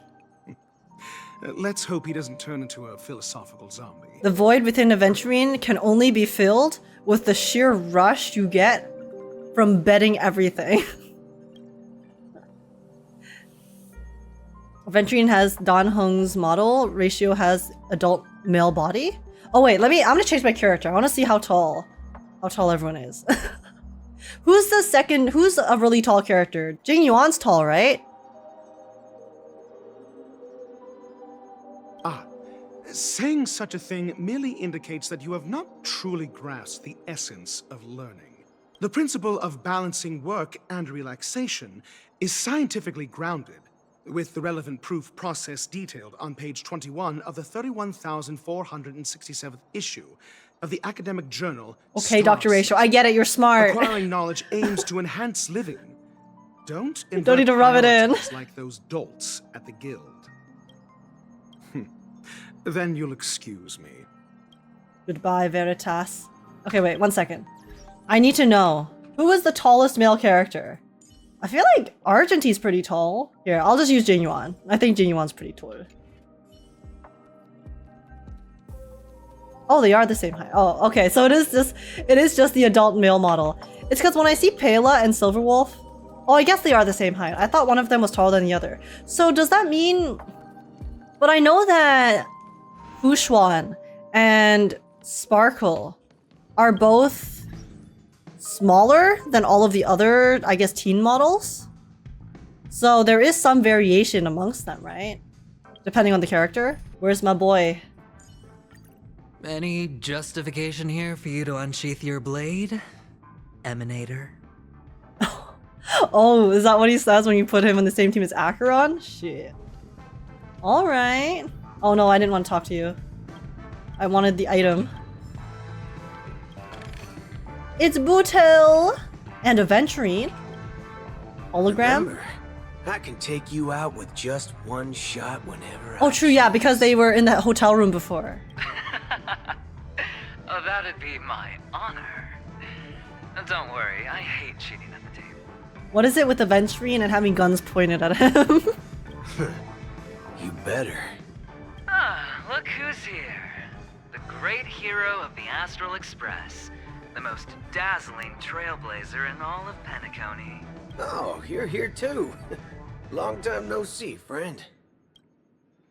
Bootel's also really tall. What are you guys whispering about? Yeah. Let me in on the secret. I want to be part of the party. Merely a greeting of platitudes. As long as you and I have an understanding.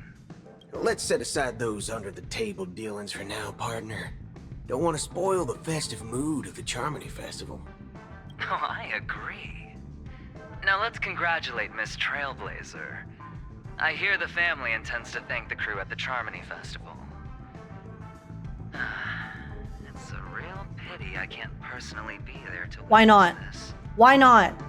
I want to see Aventurine again, like in person. You sure left in a hurry, Aventurine. I'd like to thank you for all your help in the battle, Cowboy. What were you guys chatting about? Well, my job was just to give the IPC an opening. Other things aside, I think I did a pretty good job at achieving this.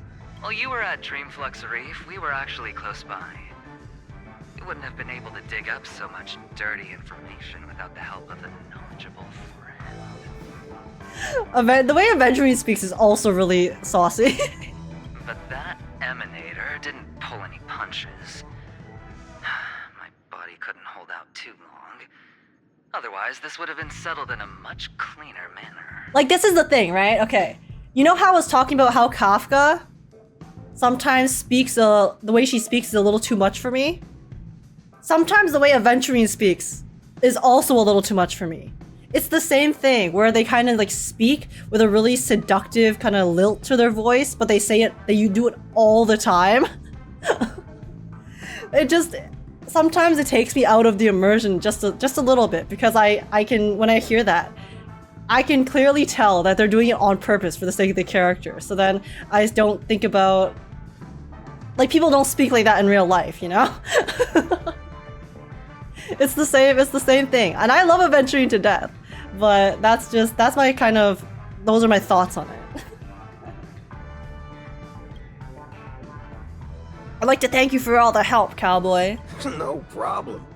Punishing the wicked and eradicating evil is a top priority. Would have been strange if we sat it out. Making an entrance like that, us Galaxy Rangers are making a comeback. Reckon you'll meet quite a few followers of the hunt on your journey. Do me a favor, pass on my regards, will ya? What were you guys chatting about? Yeah, tell me. Forget it.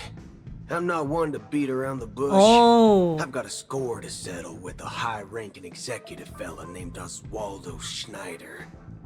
And this flamboyant fella here can help me find him. The feud between the Marketing Development Department and the Strategic Investigation Department is well known across the cosmos. But what I didn't expect was the involvement of the Galaxy Rangers in this feud. I find that pretty funny how even within the IPC, the different the different departments are also fighting like crazy. It's because if you think about that in reality, right? I just imagine like the HR department feuding with, let's say, the marketing department. Like it just feels so petty. Looks like things are about to get spicy. I hope you guys have fun at the festival. Thank you. And I also hope you enjoy yourself, great hero of Penacony. I'll pass. But I do hope you guys have fun. If you don't mind, let's play a few rounds next time. Hey, yo. This is the second time I hear someone complain about Aventurine voice being too sexual, and I agree. Like, that's the thing, right? I'm fine with both of them. It doesn't actually bother me too much. It's just, again, it takes me kind of out of the immersion a bit when they do speak with the super sexual tone, both Kafka and Aventurine. I like both the characters. And I think they have developed Aventurine more as a character, which is probably one of the reasons why I like him so much. Watch yourself. But fair is fair, right? I can't complain about Kafka and then not complain about Aventurine. Well, if it isn't my old friend. It hasn't been long, and yet, here we are again. How are you? That was not an oink, that was a yip yip. Oh, wait, Numby yip yipping. Like Avatar. Life is as wonderful as ever. That's what I thought. I heard you guys pulled off a big stunt, cutting down the Oak family in one fell swoop. Such a pity I couldn't be there, or else I would have lent a helping hand. Look how bustling this ship is. Not bad. Someday when I'm less tied up, I plan to host a grand party on my eco-ship, and you'll all be on the guest list. Topaz has a ship?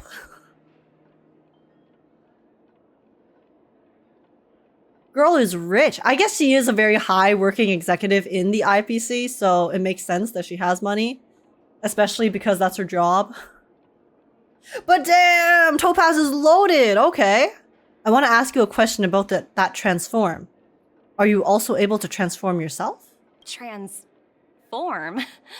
What are you saying? Oh, I understand now. You're referring to eventually. I was a bit confused as well. Right? Sorry. Compared to him, my ability is not as visual. Aventurine's just very flamboyant. Guess there's no harm telling you. The abilities of the 10 Stonehearts as cornerstones are all different. Some can even read your thoughts, grasp your desires. So, be careful. Do we know what Topaz's stone does? I don't remember her using it in Belobog, because Belobog was more just negotiations between Bronya and Topaz. So I can't think of a moment where she actually used her power. She can throw pigs. We don't know officially? Oh, okay. Now that I think about it, it was good that Bronya got there when she did in Belobog. If she came any later, we probably wouldn't have ended up as friends. Oh, wait. So she's implying that her power, she would have ended up using it and it would not have gone well for us. If Bronya didn't intervene. Ooh. I'm so curious. Wait, I want to know what Topaz's stone does. Because we kind of know Aventurine's and then we know Jade's now. Oh, wait. Optional chat with the guests. Oh, okay. Oh, Jade is the guest. Hey there, lively lady. Welcome Welcome to the Jade Exchange. What should I call you? My name is Sunday. Not a bad name. Just lacking in virtue. We're cosplaying as Chicken Wing Boy now? So, Miss Sunday, what do you wish for? And what are you willing to sacrifice for it? Wait, does she actually not know us? No, she definitely knows us. She knew who Firefly was. There's no way she doesn't know. She's just entertaining our delusions right now. And OMG colonialism, exactly.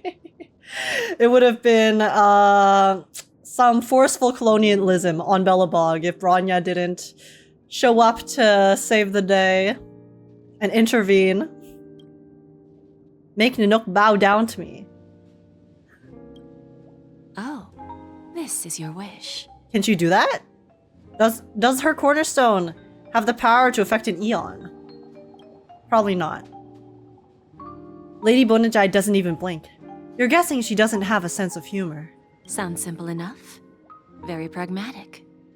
Then, let's discuss the cost. I'm listening.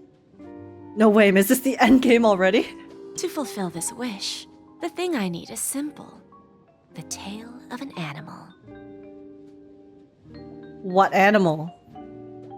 Is a very valid question. Well, it's a two-legged animal with black fur, a round head, and long ears. It's omnivorous and is prone to mood swings. Most importantly, it has mastered the human language and can communicate. Huh?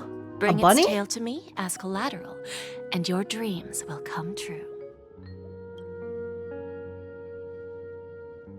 Oh. I thought that was an actual character. I was trying to think. What creature have we seen that fits this description? But she was joking. I'm the one without a sense of humor. It seems that Lady Bonajade is not without a sense of humor. You have to admit, her skill in using dark humor is superior to yours.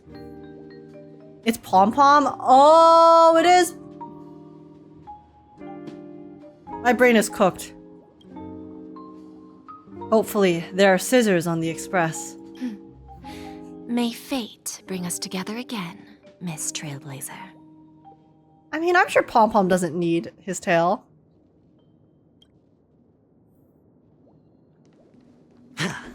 Surely it'll be fine. People can survive without limbs, right? Table. All right. It is time. Let us attend the performance. Wait, 4 out of 5. Wait, who's the last one? Argenti?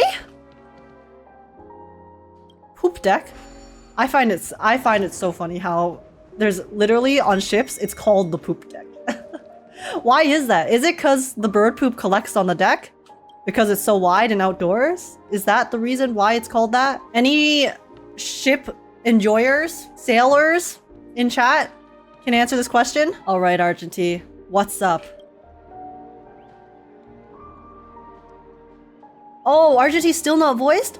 Oh no, what happened to Argenti's voice actor? He wasn't voiced in the story, and he's also not voiced in 2.3 either. Oh? We meet again, my dear friend. Your journey of the beauty is even more elegant than mine. My most sincere regards to you. Sincere regards to you too, dear friend. Even after achieving such remarkable feats, you remain humble and gentle. Such is the true mark of knightly grace.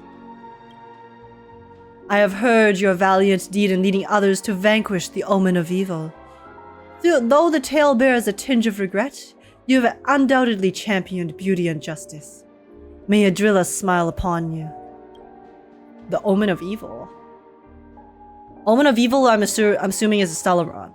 Why were you not there during the final battle? Because he was too busy saving a Venturine from the Nihility realm for some reason? Argenti is apparently OP as hell. I'm ashamed to admit, Enna's dream was too realistic. I couldn't bear to bid farewell to a fallen friend who had long turned into a beast. I lingered in that illusory dream for far too long. Ah, his voice and smile were too vivid.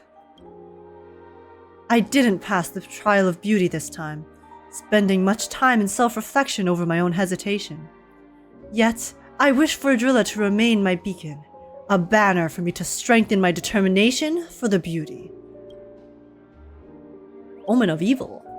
If an admirer of the beauty gets lost in the pursuit of power, they risk descending into the omen of evil, a form which is neither human nor beast.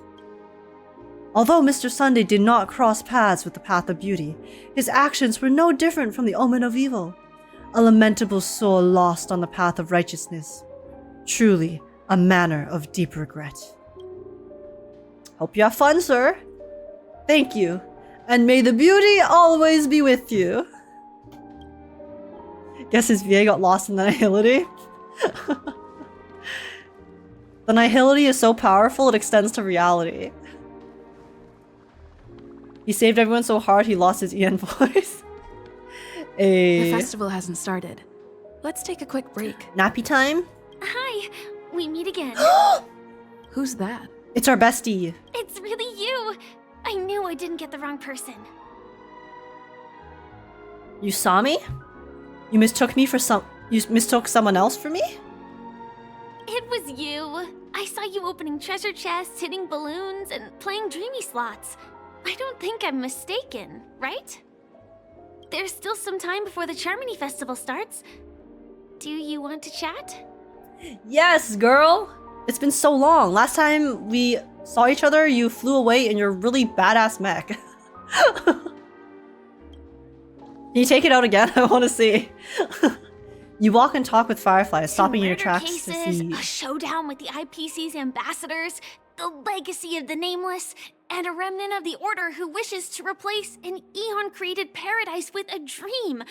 You guys even ended up shattering the dream. It's truly been quite a vacation. I wouldn't call it a vacation. I mean, it was supposed to be a vacation. But again, everything always goes wrong wherever the main character goes, and the main character is us. It's a good thing that you guys managed to overcome all those difficult problems. Congratulations! After the Charmony Festival's opening, will you guys be leaving again? She was stalking you? I can't believe Firefly is a Saesang fan, guys. I don't know where our next destination will be. I'm not sure if we'll be able to depart smoothly. There will always be somewhere. After all, you guys are on the path of the Trailblaze. Why don't you join us? Before joining the Stellaron Hunters, Elio told me that this journey will tell me how to live on. That's all he said. As for the rest, it's up to me to find out. Why do I feel like something sad's gonna happen with Firefly? This is too vague. This could be interpreted in so many different ways. Because she could live on, but then having to sacrifice something really important to her. So, I'll pay extra attention to any leads that will let me live on. This trip to Penacony is no different. No wonder you were interested in investigating the Watchmaker. Yes, sadly I was looking in the wrong place. But I did reap some rewards. Do you know Miss Jade from the IPC's Strategic Investment Department? Jade Exchange belongs to her. She told me her price, but... Did you take the deal? Don't take the deal. Those IPC people may have ulterior motives. No. But what she wanted wasn't my answer either. I'll let Firefly make her own decisions. Of course, I want to live on. But what fate owes me, I want it paid back, not passed on. No one else should be involved because this is a grudge between me and fate. This is ominous. Speaking of which, actually, I feel that I still owe you a formal apology for that matter with the performer of the Iris family. Even the smallest of lies can turn into a betrayal. Oh, it's what she said at the very sharp as a first. blade. When we first met her. I'm sorry. I never felt hurt by this. I didn't believe you, Firefly. So we're cool. No problem. You've already apologized. You shouldn't have lied to me in the beginning. It's one. Really? Then it seems what Kafka taught me was correct. To me, hiding is much easier than being honest. Yet, I still want to try expressing my emotions as any ordinary person would. Valid? It's that girl! Oh. Get moving! Arrest that criminal before the Charmony Festival's opening ceremony starts! Oh, I recognize this bloodhound. I can't believe they've chased me this far. Looks like we have to say our goodbyes. Don't worry about me, just go and enjoy the ceremony. The script hasn't She's reached its actually end on the yet. run? We will meet again. Okay, bestie. I'm sure I'll see you later in a totally she's not okay. tragic turn of events. But if it's only those two hounds again, she'll probably be fine. I'll send a message later to check in on her. Let's go attend the Charmony Festival first. Yeah, those are the two hounds that were arresting her at the very beginning, right? The two stooges. It all comes full circle.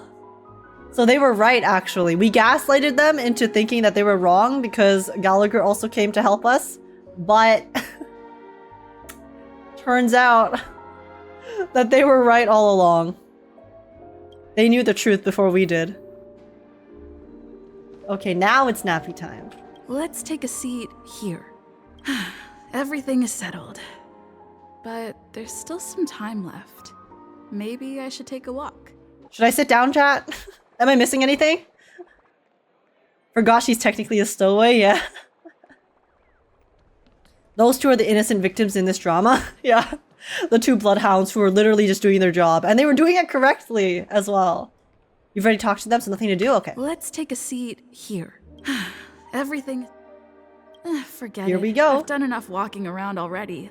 Let's take a seat and rest for a while. Oh, she's texting us. It's me, Firefly. Got it all handled.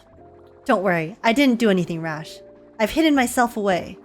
It's a pity I won't be able to see Miss Robin perform. Oh, wait, her sticker is so cute. Huh? Looks like I don't have to worry about her. Let's wait for the opening ceremony to start. Okay. Can we see the opening ceremony? Oh god, I really hope we get to see her perform. Come on, please, show it to us, give it to us. Hey, we've waited this long. Hey, over here, Miss Robin! Miss Robin! Miss Robin! Miss Robin! Glory to the family! I'm your biggest fan! They're me for real.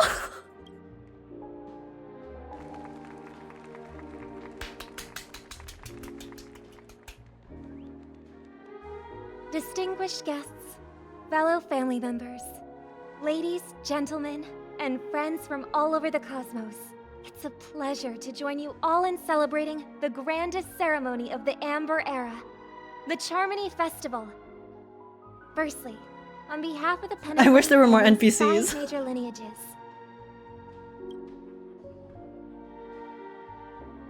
And on behalf of myself, I'd like to extend a warm welcome to all our guests.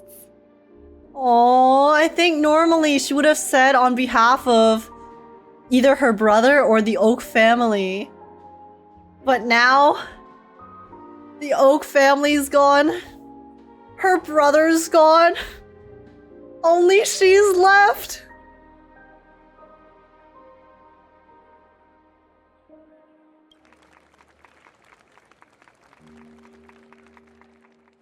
So sad. As you all may have noticed, this year's Charmony Festival is far from regular.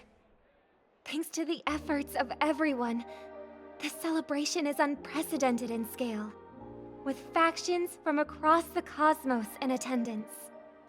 Not only that, the customary opening ceremony held at the Penacony Grand Theater has now moved to the Radiant Feldspar, the very airship you all stand upon. We invite you to express your warmest applause and deepest appreciation for OT Alfalfa, head of the Alfalfa family, for his selfless devotion to the Harmony's cause.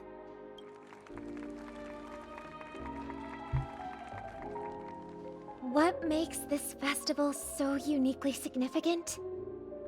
As is widely known, the radiant Feldspar they're on their had to date. halt its voyage due to He's a an broke boy anomaly now, in the though. Sweet Dream, sparking widespread discussion. You wouldn't be able in to 12 afford hours. Pokemon's cookies.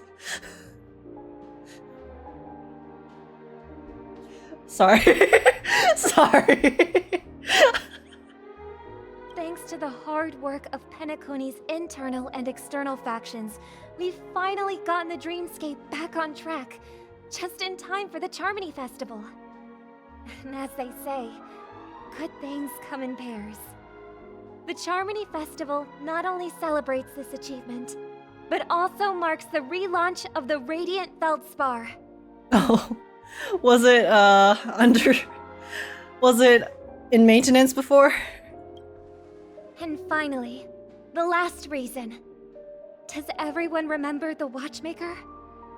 In truth, the family has poured their efforts into this festival just to commemorate this legendary luminary, the father of Penacony. Mikael! Legwork, one of the legendary nameless Mikael! who laid the foundations of Penacony. Bro, In the his story most was so well bewildering written. times of the planet of festivities, it was he who descended from the sky with his companions, who taught us through trailblazing where freedom lies. It was also they who led the vanguard in the pioneering of the dreamscape, in exchange for what is now known as the Paradise of Harmony. It can be said that Penacony's splendid success today is deeply rooted in the trailblazing ethos the Watchmaker planted within us. Only by honoring this trailblazing spirit can we fulfill our mission and spread harmony to a broader audience. Taksu, Taksu. Aw, that's so nice of her. She's talking about us.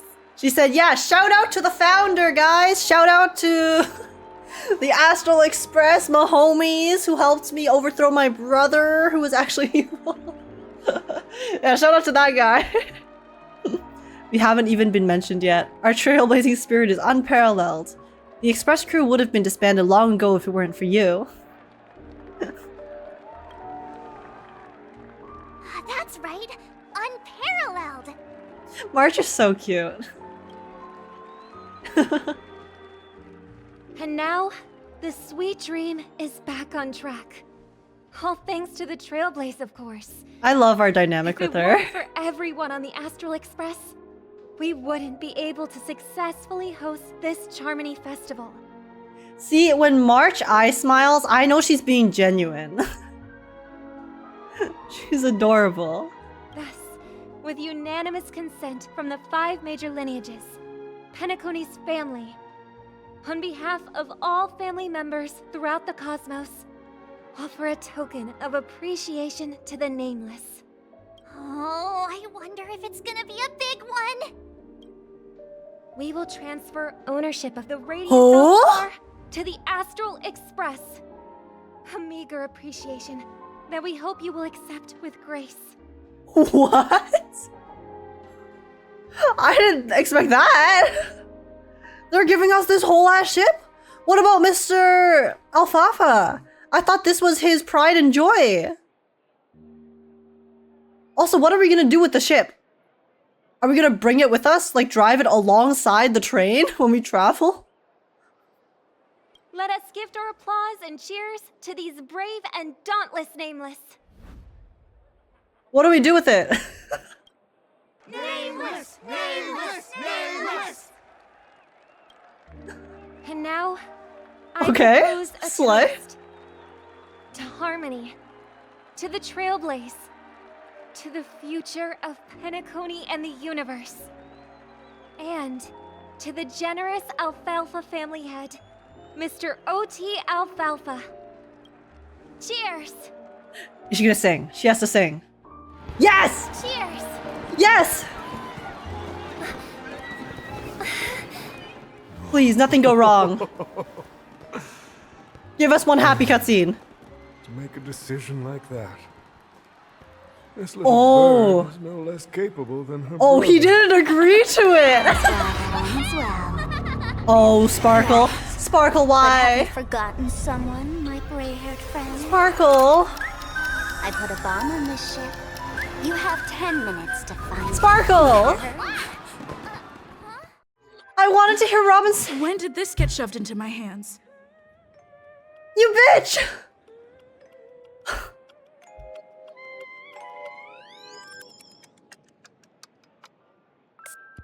She's gatekeeping us. I'm actually so upset. They're gonna keep teasing us with the Robin performance. Over and over. There's still so many bombs. Now's not the time for plot twists. I can't handle this alone. Time to create a group and inform everyone. Oh, 1, 2, oh, so there's 5 bombs. Hey, she gave us a map though.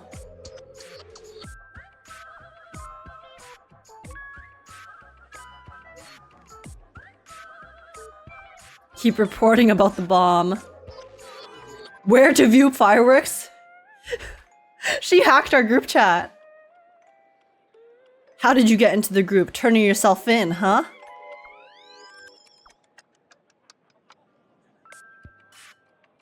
She's actually a troll. Sure, then come through the internet and try to catch me. Alright, down to business.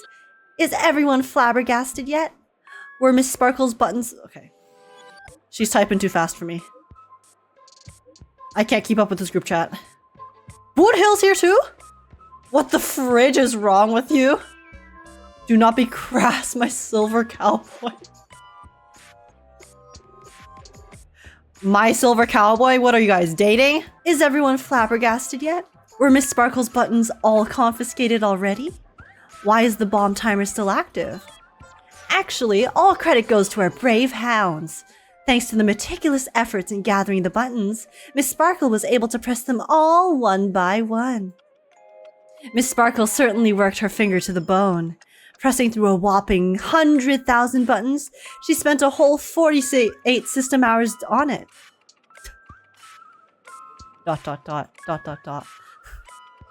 That sure is hard work.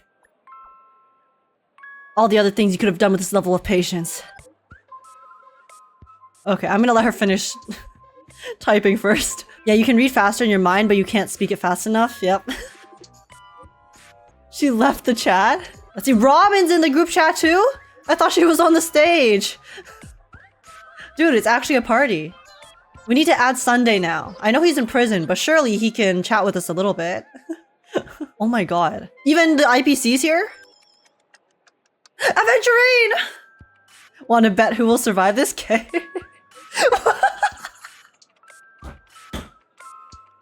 Wait, this is so funny. Oh.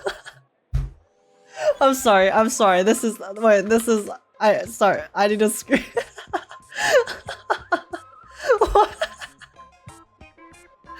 This is so canon. That sends me. Alright, the characterization here is hilarious. Your appreciation is received. Of course, it was still down to Miss Sparkle's luck. I don't know why, but there were a total of 16,537 esteemed dream chasers who volunteered to help Mistress Sparkle bear her burden. Girls who like to smile are always the ones with decent luck. Anyway, the bomb Miss Sparkle placed on the cruise ship is hidden among 999 dolls. You bright-eyed people will surely find where the real bomb is hidden. Good luck. How many? Don't panic. We'll deal with this together. Everyone, please don't make any commotion to cause unnecessary panic. I will arrange for the family members to prep for evac. But we'll still have to rely on you all to defuse the bomb. The Oak family has always relied on the strength of Order to guarantee everyone that death never occurs in dreams. But the blessings of Order are now lost. Its consequences may be unimaginably detrimental. I agree. If anyone finds anything, please update the group promptly. The beauty is duty-bound. The IPC will lend our aid too. Don't worry, everyone. Wanna bet who will survive this? Okay. Let's go! All set. Let's start following the plan. Guys, Dr. Ratio is so funny. That group chat actually sent me. Alright. I guess the important thing to do right now is, find some bombs. Oh. Oh, it's on the doll. Finally arrived, so great gray-haired little one. I'm the constable around these parts, and right now, I'm posing as a bomb. You're not very good at character design, are you? Bombs are playable characters now? Great gray-haired little one? So am I great or little? I'm about to explode, and that's all you're concerned about? It's important. Alright, It's like saying that you're positively negative. it's my turn to complete my mission. Next, I'll count down from 5, and then explode. 5, 4, 1! Where's 3? Where's 2? Is it really that important? I'm not even a real bomb. Was it Are any of them real bombs? shocking? Horrifying? No? Really? Fine. That's too bad then. You really ought to learn how to win a girl over. Why do these bombs have so much personality? This constable doll finally falls silent. You open it up, more like tear it apart, though that sounds cruel, and uncover its true nature. A mere toy equipped with a remote speaker. Oh, it's Sparkle. Okay, that makes sense. New messagey. Ooh, Black Swan too. Oh, is Acheron also gonna show up? There's progress with the bomb situation. I've got good news and bad news. Which one would you like first? You're in here too? How did everyone get in this group chat? Where's my invite? Simply put, I found 131 bombs that aren't real bombs. The masked fools really know how to pull a stunt. Don't worry, process of elimination is also a problem-solving tactic. The evacuation of the family is underway here. The Bloodhounds are hot on the investigative trail. Keep it up, everyone. At least I made some progress. Gotta keep working So at Black it. Swan found 131. And then I'm gonna find 5. I'm definitely pulling my weight. Sparkle's theme is so good, though. Little upset we didn't get Robin singing, but this is not bad either. You're getting carried? Yup. Sounds about right. This Firmer doll is a Sparkle lookalike. According to the book Compilation of Sparkle Vocabulary in Modern and Contemporary Times, the term Firmer was first coined in 2005 AE on the Sparkle planet in the Sparkle star system. Its original meaning is fluffy. Nowadays, the inhabitants of Sparkle planet often use Firmer specifically to refer to plush dolls. In other words, Firmer doll translates to fluffy doll, doll, doll, doll. It may sound peculiar, but considering its Sparkle origin, it actually makes a lot of sense. The Firmer doll is staring right at you. Can I dismantle your bomb? Stare back. The Firmer doll continues to stare right at you. Continue to stare back. The Firmer doll's eyes never blink. Honestly, if they did, it would be quite unsettling. Low-key though, these Sparkle dolls are cute as hell. If they release this as merch, I would buy. Anyways, it's just an ordinary plush toy. Can you really expect it to utter a single word? If you don't speak, then your silence equates to consent. Keep staring at it. It must be pointed out that this doll has no suspicious features at all. It exudes from within an aura befitting of a Firmer doll, not that of an imaginary neutron bomb. Which means, there is no need to bother it anymore. It makes both you and the doll appear rather pitiful. It's best to promptly put an end to this farce. Oh. Who's next? Dadgum Wobblewoo! I give up. What's wrong, Silver Cowboy? I found 217 talking dolls. Haha. Haha. Haha. Bro, what's going on? I'm actually tripping out. This is a fever dream I'm experiencing. And that's all I got help from and that's after I got help from the hounds and that man with the plaster head. Who knows when we'd find them all if we looked for them ourselves. That's a shame. Knowing the fool's habits, I'm afraid we're going to have to keep filtering through the wrong answers. Don't fret. The beauty will guide us. Okay, a drill up, hop off. Last one was somewhere here, right? We meet again. I am Penacony's famed detective. Got yourself into a pickle? I'm more than happy to help. But unfortunately, I'm preoccupied with a couple of unsolved cases. So, you'll have to wait your turn. I just need that bomb in your hands. You're telling me your case is related to the bomb? I need your help finding a bomb. Bomb? Drat. It completely slipped my mind. Dr. Boom specializes in explosives. I need your help, miss. You've had quite a few run-ins with Dr. Boom. And with the recent bomb situation, you're bound to find evidence that proves Dr. Boom is the... Is Dr. Boom referring to a character we know? The first case is the Soul Glad factory arson case. I think it's just a made-up one. And half a liter of unidentified fluid at the scene of the crime. Our forensics results show that it's a red herring. The second case is the Blue Hour auction robbery. A gang of masked thugs broke in, stole a fragment of the Astral Express, and left behind a large hammer, a doll, Guys. and a half-dead red herring at the scene. Sparkle? If Sparkle existed in our day and age, in our universe, she would 100% be an internet troll. Those are all the details. The way I see There was not a doubt in my there must mind. be a link between these two cases that will be the key to exposing Dr. Boom. I trust in your deduction. Which piece of evidence do you think is the deciding one? The hammer, the doll, the red herring, the bomb. It's you! You were at both crime scenes. Oh, damn. That's detective work. You're good, gray hair. Your mind is pretty sharp. Seeing as you've put in so much effort, I'll throw you a bone. The bomb's not here. This is only a prank I've craftily set up. Hurry, time's running out. You better find that real bomb quickly. See, I want to say that I don't think there's a real bomb, but I do think there actually is one. Sparkle's voice faded, leaving behind the doll's body buzzing with white noise. It seems this pitiful doll was transformed into a megaphone by Sparkle. Alright, who's chatting with us next? My friends, I bring saddening news. Tell us about it. This trial of beauty is especially dangerous. I found 145 adorable dolls, but thought they were the fool's bombs. Is this really not a trial of elation or something?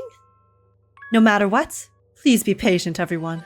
I have a feeling that as long as our virtuous patience can persuade Adrilla with sincere conviction, even the most difficult of problems will be resolved. Mr. Argenti is right. Everyone, don't let your guard down. All right. Oh, it's a 496 out of 999 now.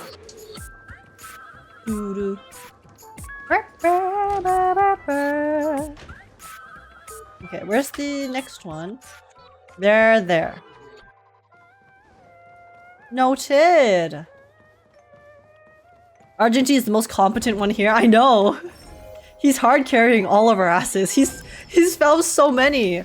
Almost 300, I think? It's somewhere here. Oh, it's here. Hello, lovely actor. You can call me the Director Doll. I often use this name in film credits. Okay. If you didn't know, I'm the one who directed the entire farce in Penacony. As the leading lady of the show, what did you think? Feel free to share your thoughts.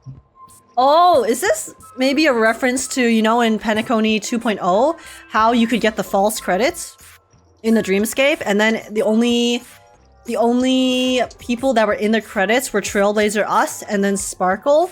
Everyone else was a question mark.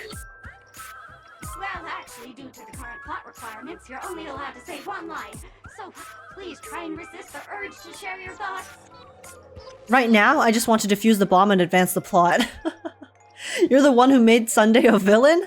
What about the action scene where Acheron had to escape the family? What happens to Robin's journey of uncovering the truth? You have way too many storyline transitions. It's all my fault for being duped by the masked fools. This screenplay was written by someone named Miss Sparkle. She said she graduated from Sparkle University's film directing and screenwriting program, so we instantly hit it off. Who knew that She there has was so no many such thing roles. as a film directing and screenwriting program at Sparkle University? In fact, Sparkle University isn't even real! Ah! Sparkle! Since you're done asking questions and I'm done answering, according to the script, I must reveal to you the fact that there's no bomb here at all, thus causing you to want to kick yourself for spending this whole time I'm actually being trolled. battling on, after which we will part ways. But don't fret, I've also prepared a gift for you. The story's so silly. That has the thrilling life and death moments I shared with the beautiful memo keeper. If you haven't seen it yet, you should hurry up and look for Dr. Edward. Dr. Edward? But Dr. Edward can't move, right? Isn't he stuck in the golden hour? Since he, you know, is a giant eye.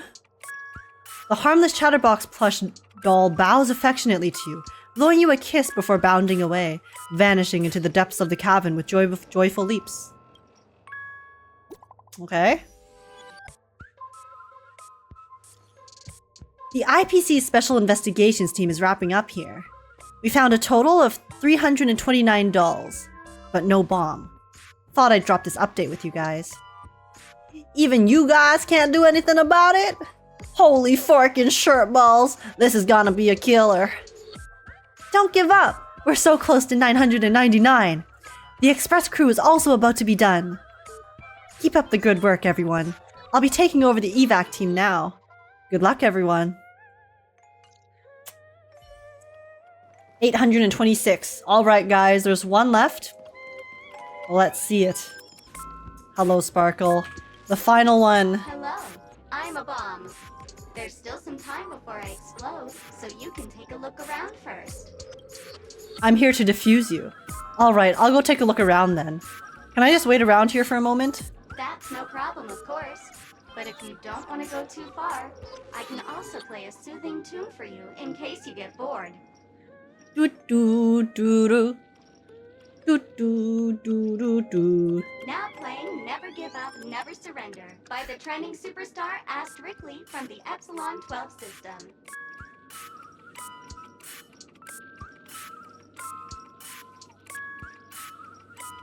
Even in starrail, I get rickrolled? Oh, hang on. Penacony's family have not purchased the I was about to say, We don't can't copyright me, please. How about this?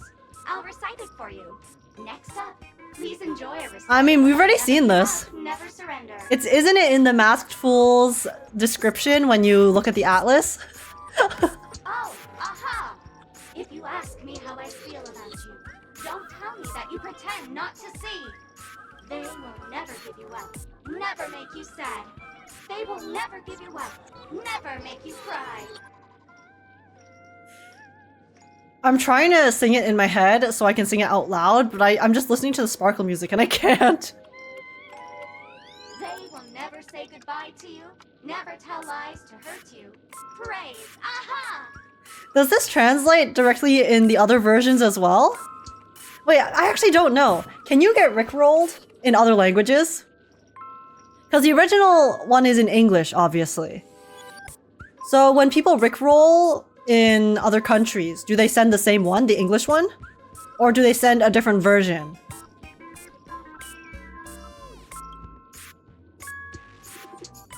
After the almost tearful exclamation of praise aha comes to pass, all that's left in the doll's mouth is the lingering echoes of an irritating cassette tape.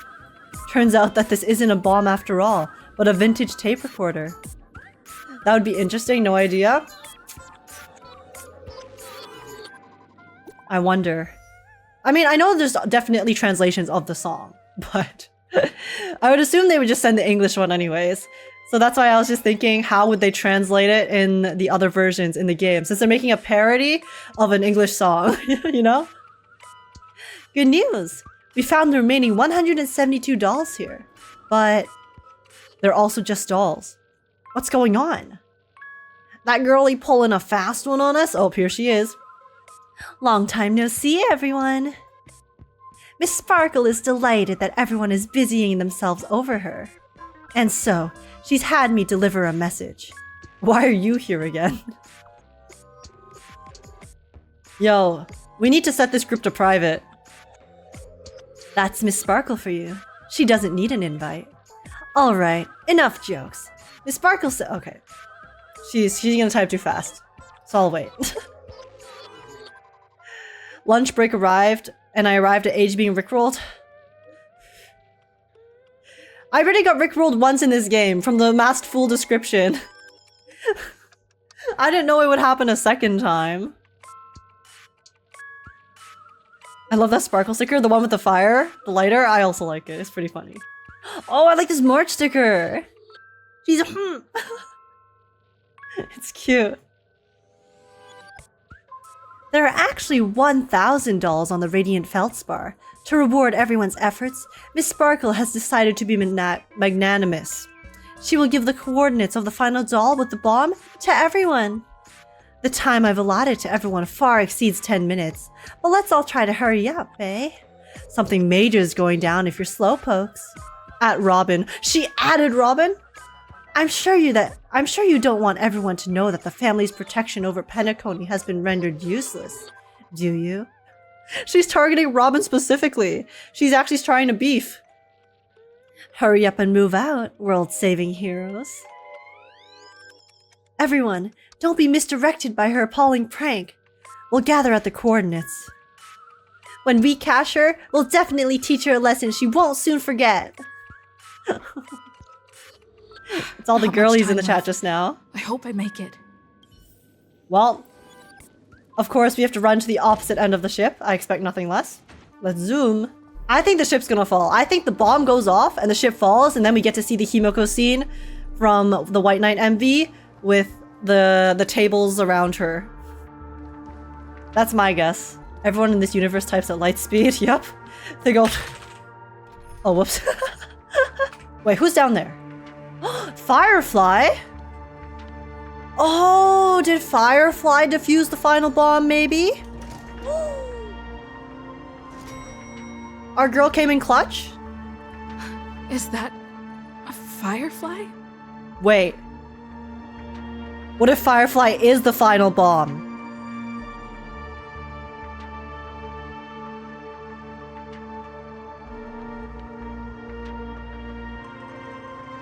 I'm scared. 28 minutes, 46 Oh no, okay. You're here! How's the bomb situation? Okay, I'm glad. I was like, maybe Firefly has to do something really drastic per, you know, Jade's requirements. Maybe Jade is actually working with Sparkle because Jade wasn't in the group chat, right? So she wasn't defusing. So maybe she negotiated with Sparkle for something, and then that involves Firefly, and then she maybe, I don't know, has a bit of a tragic ending. I don't know, guys. I feel like something bad's gonna happen to Firefly. You were also summoned here by the masked fools? Sparkle, eat my bat. Oh, true. Sparkle could be pretending to her. This bomb is very dangerous, and I'm the real Firefly. Yeah, I do think this is the real Firefly, though. Since you're here, I'll just keep it short. Just over half an hour ago, I received a message from an unknown sender and rushed here as soon as I could. 27 minutes, 52 seconds. 27 minutes, 51 seconds. The Sweet Dream has lost the protection of the Order. If it were to blow up here, the consequences would be unfathomable. I've scrutinized it for a long time, but the bomb's design is incredibly unique, as if it's been locked by some mysterious path force. Sparkle... Elation's a path, right? Yes, Elation is a path. Well, the masked fools just doing their thing once again. Apart from its creator, I fear no one knows how to deactivate it. Topaz is in the group chat. Yeah, so are Aventurine and Dr. Ratio, but Jade herself wasn't. And Jade clearly, you know, has her own motivations, so who knows? And we'll just have to find that person. Don't panic. There's still many people on their way. Mommy, I don't want to die. Dot dot dot. Firefly has nothing to say to us. There might be another way. She's gonna take the bomb and fly away, Iron Man style. Do you still remember? The script said that I will experience death 3 times in the Land of Dreams. I think this moment heralds the 3rd time. Of course. What's your plan? Like I said earlier, now's not the time for plot twists. And the music also got sad.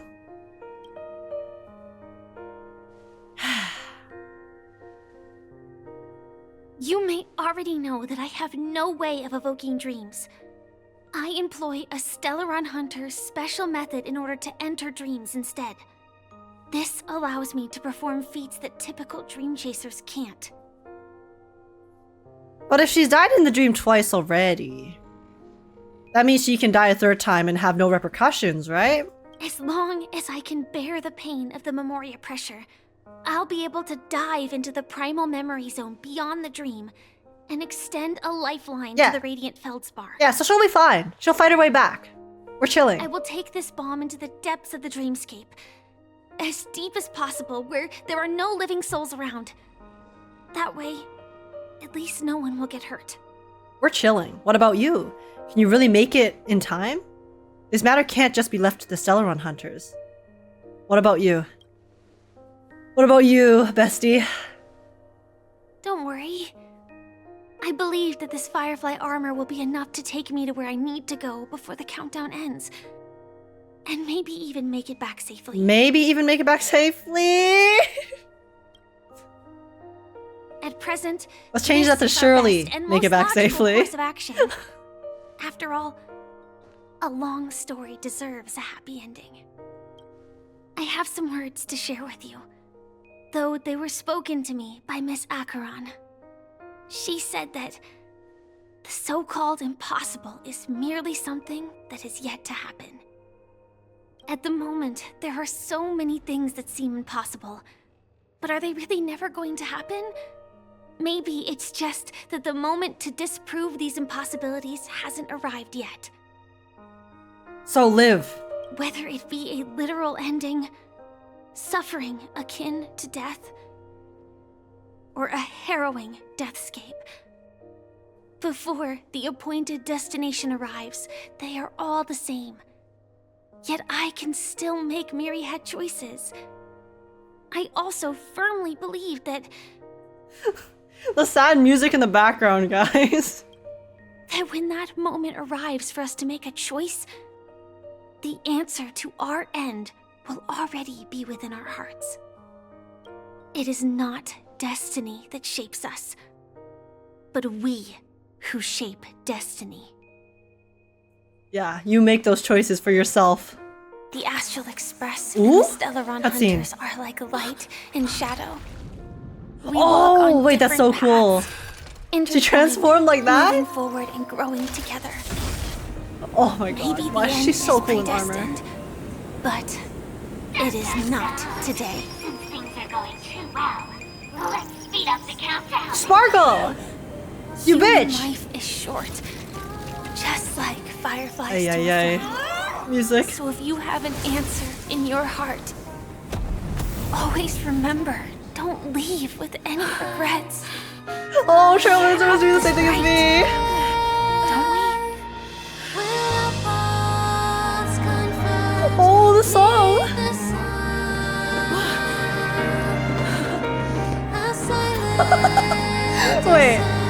Wait, was it just fireworks? Is Sparkle trolling? Since you care so much about She is! safety, why don't you go take a closer look?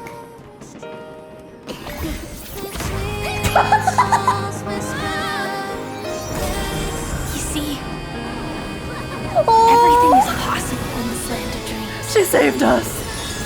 We each came here with our own goals and realized them wait, in this is so unimaginable cute. ways. Regardless if the result was a sweet illusion or a bitter reality. Oh, I just showed the entire crew. It was an answer we longed for, day and night. Avengers here too! So, why do people choose to slumber? I think it's as you said. Because in the end, we will wake up from our dreams. Oh, that's a pretty shot. Acheron? I thought she left. Oh, she's in the Deep Dreamscape. Guys, that was cute. So Sparkle is, when I arrived, at the end of the day, I happened to see a child just trolling. holding it. He said the flowers were prepared by Aunt Jessie for the watchmaker and the war comrade he'd missed his whole life. Are they actually going to give us a happy ending for everyone?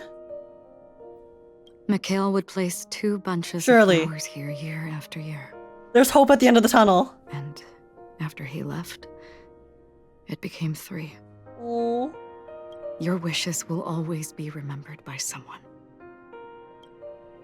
Her friend, Now, right? Penacony. That she owed the favor to, who was has Mikhail's welcomed friend? the dawn after a long, dark night. The path forward may not be a bed of roses, but at least people are prepared to step forth towards freedom. Tiernan, you can go home now. While the Nameless are also preparing for the next stop of their voyage. Oh. We just show up, okay. They're actually rounding it out. But before leaving, we still have one last thing to do. We've come to say goodbye to you. We've come to say goodbye to Gallagher. We've come to say goodbye to the old Nameless. And you and Gallagher. A fitting end to the tale of the departed. One could not ask for a better farewell. Go on. They're all here. The other Nameless? Bid farewell to Gallagher. Oh, the dog statue, because he's the hound. Okay, we'll say Nameless first. Honestly, when I heard the conductor's request, Guys, I think this is the end. Surprised.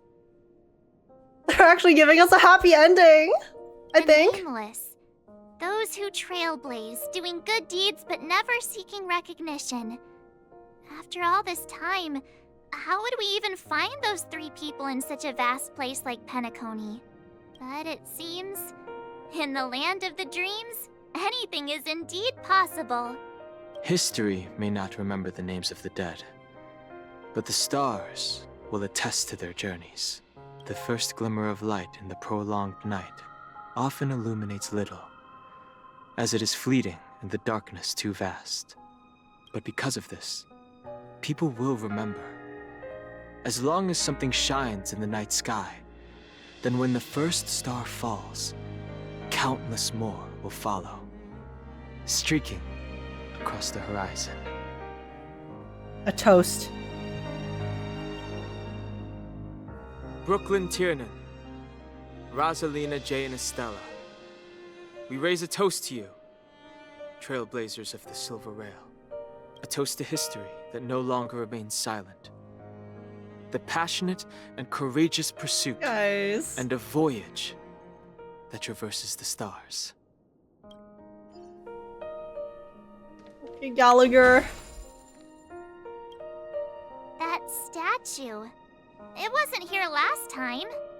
Looks like this is the last riddle that Mr. Gallagher left for us. In the end, we still failed to figure out his true identity, or if he was even a living person. The answer is no, he was not. What should I say? I mean, this guy is definitely a history fictionologist, all right. I'm suddenly reminded of the time at the theme park when he said he was only 13 years Oh, so old. he did say that. So I didn't interpret it incorrectly. All right? Even March is saying that that's what he was actually implying there. I know it was also symbolic because 13 is the number of death. And at the time, we didn't know that he was death. But I'm not crazy for interpreting his dialogue that way. Either way, he's an enigmatic character for sure. At least our journey together in Penacony was real enough. And his loyalty and love for this land must have been real too, right? Yeah, I think so. I think Gallagher was pretty genuine at the end. Sure, he, had his fiction to uphold for quite a while, but I think the interactions that we had when everything came to a close, it was very touching. A toast. To Gallagher. Gallagher, we raise a toast to you. the slumbering hound. To the festival's invitation, to all lies and the singular truth. If we ever meet again, please don't talk in riddles. Agree! I'm too dumb to understand riddles, guys. Alright, Mikhail.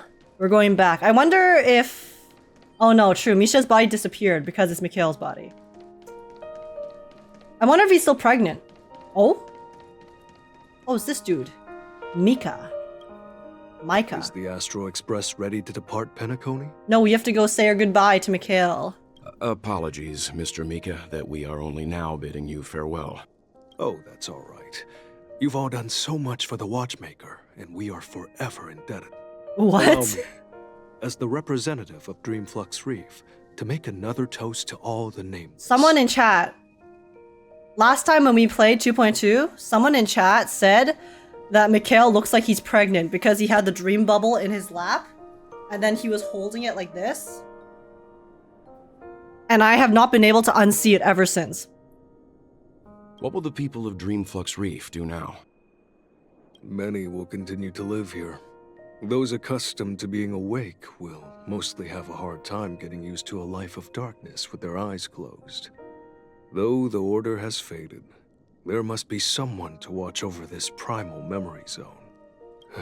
Penacony's nights are long, and there are many who are still far from a good night's sleep. As for the sweet dream over there, we're still managing without it, aren't we? Because they've never been in the sweet dream. A toast? Oh god, I ran out of water. Give me a second. A toast! Mika and residents of Dreamflux Reef, we raise a toast to you, watchers of the long dream, to your tenacity throughout time, to each sorrowful night, and to the dawn that is finally upon us. Wow, Welt's waxing poetic. That was pretty profound. Okay. See? Look at him. Doesn't he look like he's due soon? Alright. In the end, we still came full circle. This trailblazing expedition started from the moment you and a bellboy ran into each other. After going on a journey of many twists and turns, they still ended up where they started. I noticed it from the start, guys. I did. I saw his pupil, and I was like, why is it the same shape as the door?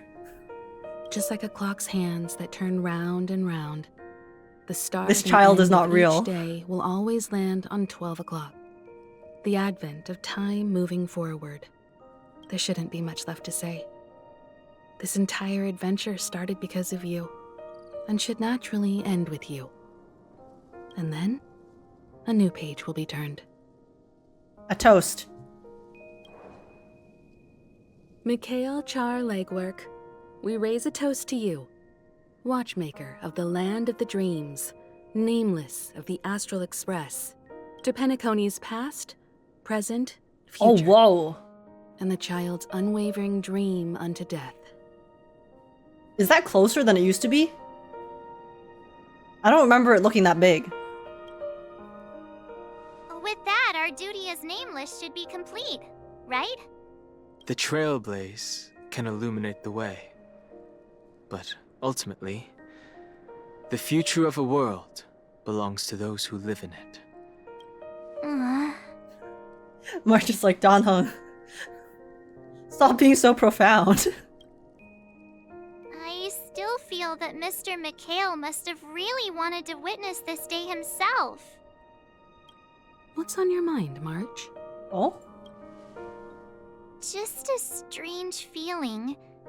I had it a few stops ago, but it's super strong this time. I feel like March is about to drop a bomb on us. Why not talk about it? Maybe everyone's thinking the same thing.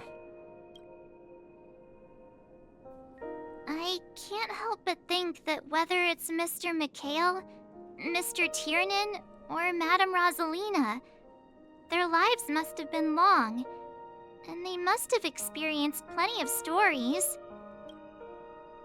They were also young once, stumbling and bumbling around just like us. Getting into scraps and mischief. Aww. That sort of stuff. Companions, She's being philosophical. enemies, journeys, adventures, all the sad and happy memories. The everyday that we're used to. They've lived through them too. But those things are all in the past. Time will wash everything away, so treasure the present. One day, our stories will also be a part of the past.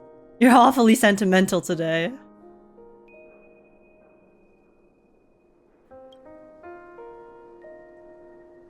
Yeah.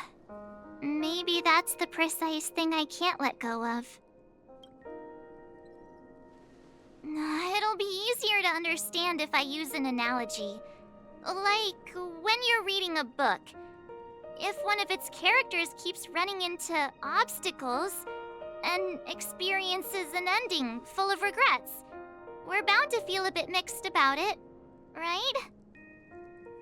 I could understand, but I'd feel mixed too. No matter what, that's very hard to accept. You won't be affected as long as you don't live vicariously through them.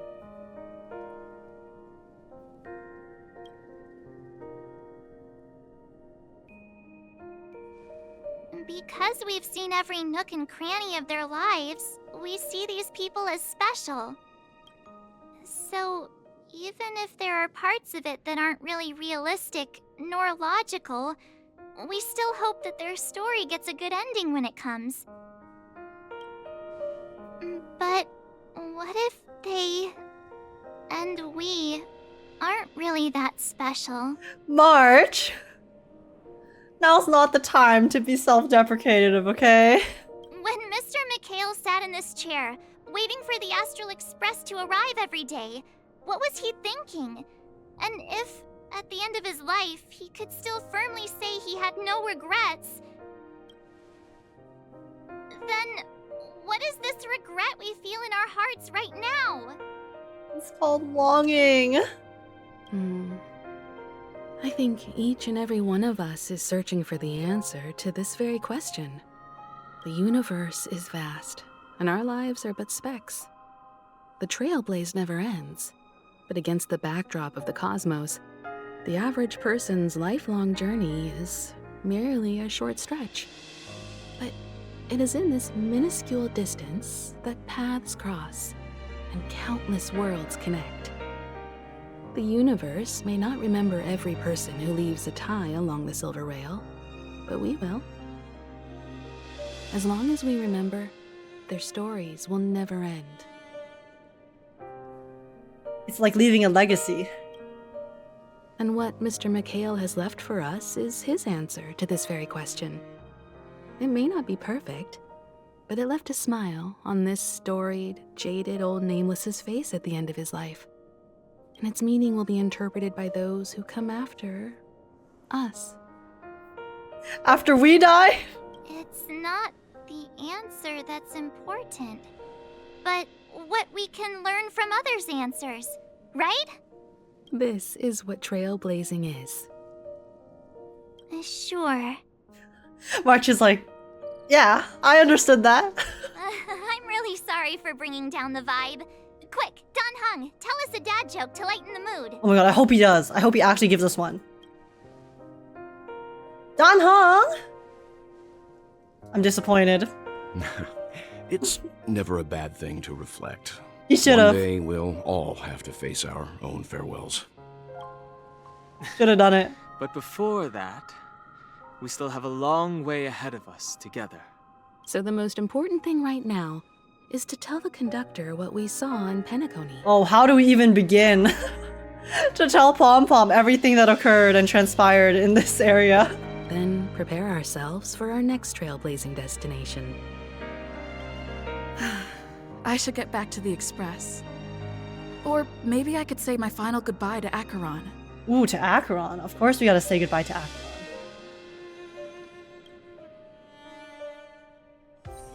Wait, what? Oh. Oh, that's the entry point. I didn't know that. I didn't know that was the entry point into the next map. A full moon cycle hovers over the dream's reflection, a child slumbering beneath the false moonlight. Disregarding the clash of metal, the harmony's faint light continues to uphold the silver curtain that shades the sleeping child. His dream is long. So long, not even the train's whistle could rouse him from his slumber. Silence reigns supreme. In the untouched night with Neria's soul, it's as if all conflict has come to a standstill in this reprieve. Where are you going, Mikhail? To hell. I'm kidding. Guys. Okay, let's see what Acheron has to say. Pick one in this dialogue so you won't miss it. When we first arrived in Penacony? Who would have thought our paths would cross in such a way? Who exactly are you? Come to think of it, I didn't even get a chance to formally introduce myself. Simply put, I'm a self-annihilator who was cursed by the nihility. My hometown was destroyed a long time ago, and the whole world was erased beneath their shadow. In order to fight against the cruel end of self-destruction, I went on a journey, in search of a way to sever the chains of the nihility. After a long and grueling search, I am convinced that my destination lies within the depths of the dark web, where reality and the nihility are separate. In there lurks a secret called Device 9. Oh. One day, I'll reach it. I wonder if they'll actually give us a continuation of Acheron's story someday. Maybe a companion mission? Will we meet again? The ocean of stars is vast. And given our destinations, I'm afraid our paths may not cross again. Never mind. This is our last goodbye. But the trailblazing expedition ahead is always full of unknowns. And my blade is sharp enough to sever fate. As long as we maintain our original resolve, I believe there will come a day where we will meet again. So we will meet again? So companion mission? Later in the conversation, select the red. Okay, I'll do that. Have we ever met before? Ah. In that case, I must apologize for my rudeness. Do you remember when we first met? I once said you reminded me of an acquaintance. Because of the Self-Annihilator's curse, my memories are stripped away, blurring my past. And after our journey together, what I originally thought were familiar feelings were merely illusions. I believe this was truly our first meeting. So they did actually debate us into coming up with a lot of like theories about like, oh, do we know her? Oh, is it like a time loop? Have we actually been involved with her in the past? It was all a big bait. What if that wasn't an illusion? What do you mean?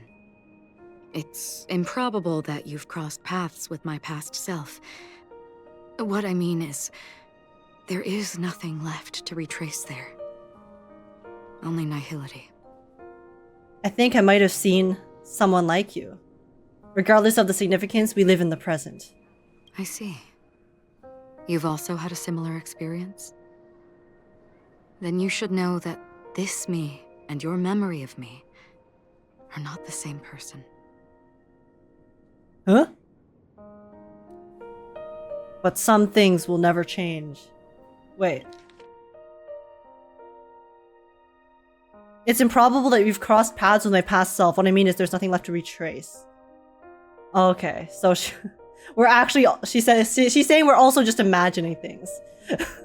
So if we did meet her in the past, it is not the actual her. Like the starrail version of her. But some things will never change. Oh, her eye smile. Long ago, I too was like you, with irreplaceable companions. We also embarked on journeys, making the best choices we could, whenever we could. I think this is actually kind of fourth wall breaking for all the Honkai third players. Since we know she's an alternate self, right? Or like an alternate universe version. Unfortunately, we didn't achieve the outcome we wanted. But moments like this, make me feel like they never even left. In this universe, there exist countless worlds that are similar yet different. And countless people who are alike. The fourth wall. Distinct. Here it is. I too have wandered alone, encountering acquaintances on strange worlds, seeing their silhouettes overlap with my past. Into the Spider-Verse, but Hoyoverse went Hoyo. Yeah. In your opinion, what does this déjà vu mean? Perhaps some sort of sentimental attachment? The wish to return to the past. A longing for a certain someone. I keep clicking the first option, right? The Honkai 3rd music in the background though? Oh, is it? I'm sure this must hit so hard for players. Desire, longing. They may all be right, but they are all incomplete. I believe it's not something external, but something that originates within us. An emotion that traverses time from a certain moment of our past to reach us. This was done for the Honkai fans. 07 Xiaoji. Perhaps it's a source of warmth and happiness. Or maybe it brings pain and sorrow. Each time we reminisce on our past, we always seem to notice a tiny but unforgettable instant that we left behind us, along with certain other things that remain constant throughout. That is a summary of our lives, encapsulating everything about us in these moments. Proof of our shared path. Within them, we glimpse our own essence, and thus, we truly exist. Just like everyone in this story, hurtling onwards along the path of destiny with passion and courage for the things that breathe meaning into their lives. This is our journey, guys. The path of destiny that the developers are laying out for us to experience. Set forth on your voyage into the without Raidenverse. hesitation, Nameless. On the path of the Trailblaze. Guys, it's a pretty CG. Okay. Okay, come get your screenshots. Get your screenshots, y'all.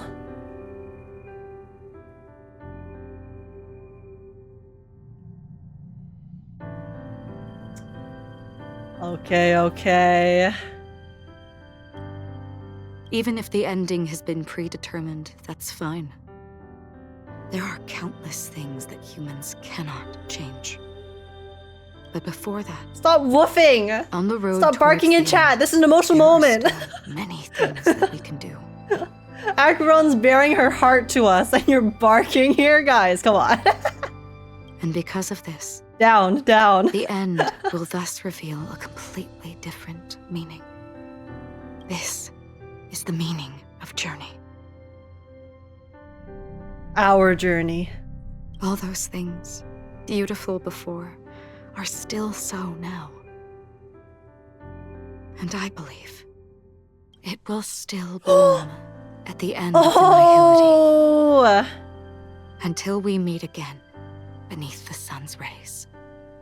Wait, did the Honkai 3rd Raiden have horns as well? This is the one that they showed in her trailers, but is it the one from actual Honkai? Here, come get your screenshots. Yeah? Wait, so this is actually the Honkai 3rd Raiden. Guys! Guys, that's so cool! So they gave you the clarity and confirmation in the end. It's actually her. Aw, that's cute. Honestly, this makes me really happy for Honkai 3rd fans. Obviously, it doesn't hit me as hard because I've never played it myself. So I don't know the story or the characters, but I can only imagine how emotional this must feel.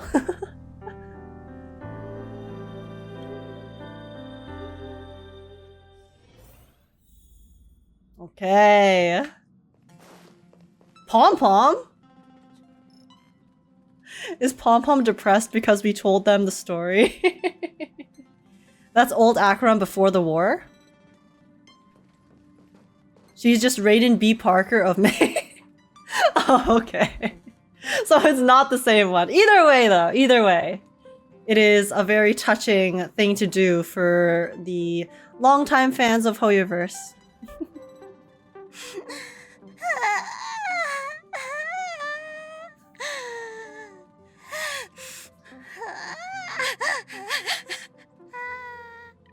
This was me in 2.2, guys. There. Chin up, Pom-Pom. Don't be sad. Don't cry. Wow.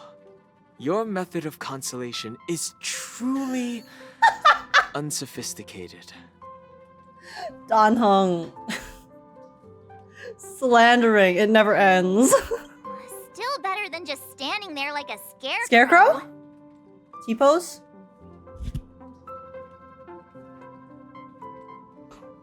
T-pose? Scarecrow? Ah! The hat fell!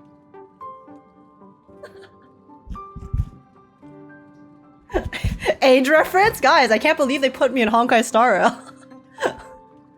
What happened? Is March picking on Pom-Pom again? Okay, let's keep teasing March. How could you say that? Don't be so mean. And while you're here, why don't you help me comfort Pom-Pom? We told Pom-Pom all about our adventure, and they suddenly started crying. I've never seen Pom-Pom so sad before. Guys, wait, Pom-Pom probably knew. Mikhail. This is okay, whatever they show us next is gonna confirm just how old Pom-Pom is. Because we don't actually know that much about Pom-Pom's origins. We just know that he's always with the Express. So, but there is a chance that Pom-Pom actually could have known Mikhail when he was on the Express way back when. Which is why it hits so extra hard. Because he was actually his friend. And all the other Trailblazers, of course. Pom-Pom is just angry. Yeah, angry. No matter where the Express stops, you lot always manage to cause chaos. My well-thought-out timetable completely ignored. Pom-Pom is so adorable. The Express is gonna run out of fuel. Guys, it's the different stages of grief. That's right. Pom-Pom is just angry. It's not because of Misha. I think he knew them. Personally.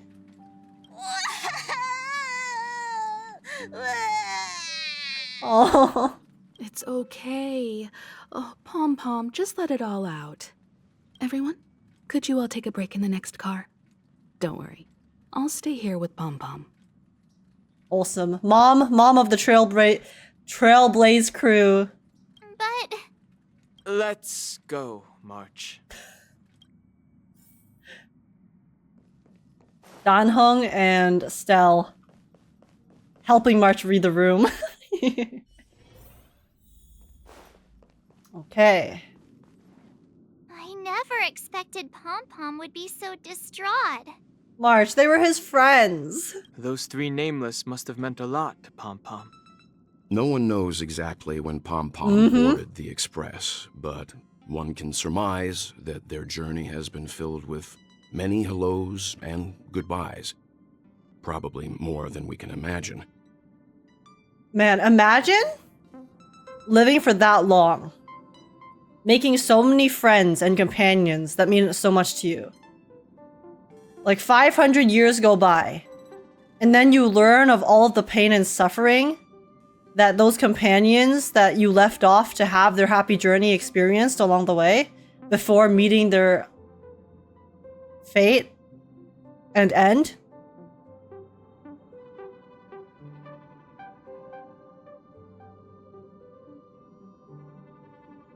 That would just... I can't even begin to imagine how much that would hurt.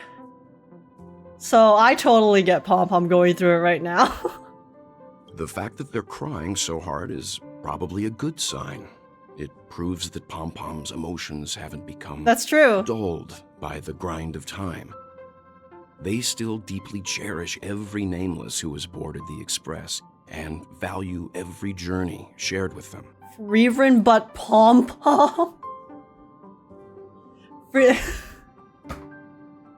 Pom-Pom is Freerin post-journey. leave it to Himiko. When it comes to comforting, there's no one better on the Express. Pom-Pom said we might run out of fuel. Well, they were a little emotional at the time, but I'm afraid that's not out of the question. It's okay, we can just gas up. I mean, and we also did just receive a ship, remember? Robin did gift us that, so... Since you joined us, the Express has stayed longer than anticipated at every stop along the way. And to ensure that everyone always makes it back on board, Pom-Pom has had no choice but to delay the warp jump schedule. So what I'm getting from this, Welt, is you are saying that I am the problem. Ever since I joined the Astral Express crew, I have been wasting our gas, resources, time. It all comes back to me. Damn. I see. No wonder I can regularly hear Pom-Pom. I do apologize. Up and down the corridor. I'm sorry, Pom-Pom. I'm sorry, Welt, Himiko. Marsh Danhong. It's me. I'm the problem. It's me. Turns out Pom-Pom's been silently putting in a lot of work for us. Wow. Different from typical vehicles, the Astral Express converts every Trailblaze into the energy it needs to run. Ideally, as long as trailblazing expeditions continue without interruption, Sorry, the I spilled water. Express will receive a constant flow of energy, much like a perpetual motion machine. But because of our previous encounters, fuel is being used up much faster than expected. We can probably only pull off 2 more warp jumps at most. Wait. So we can't even gas up.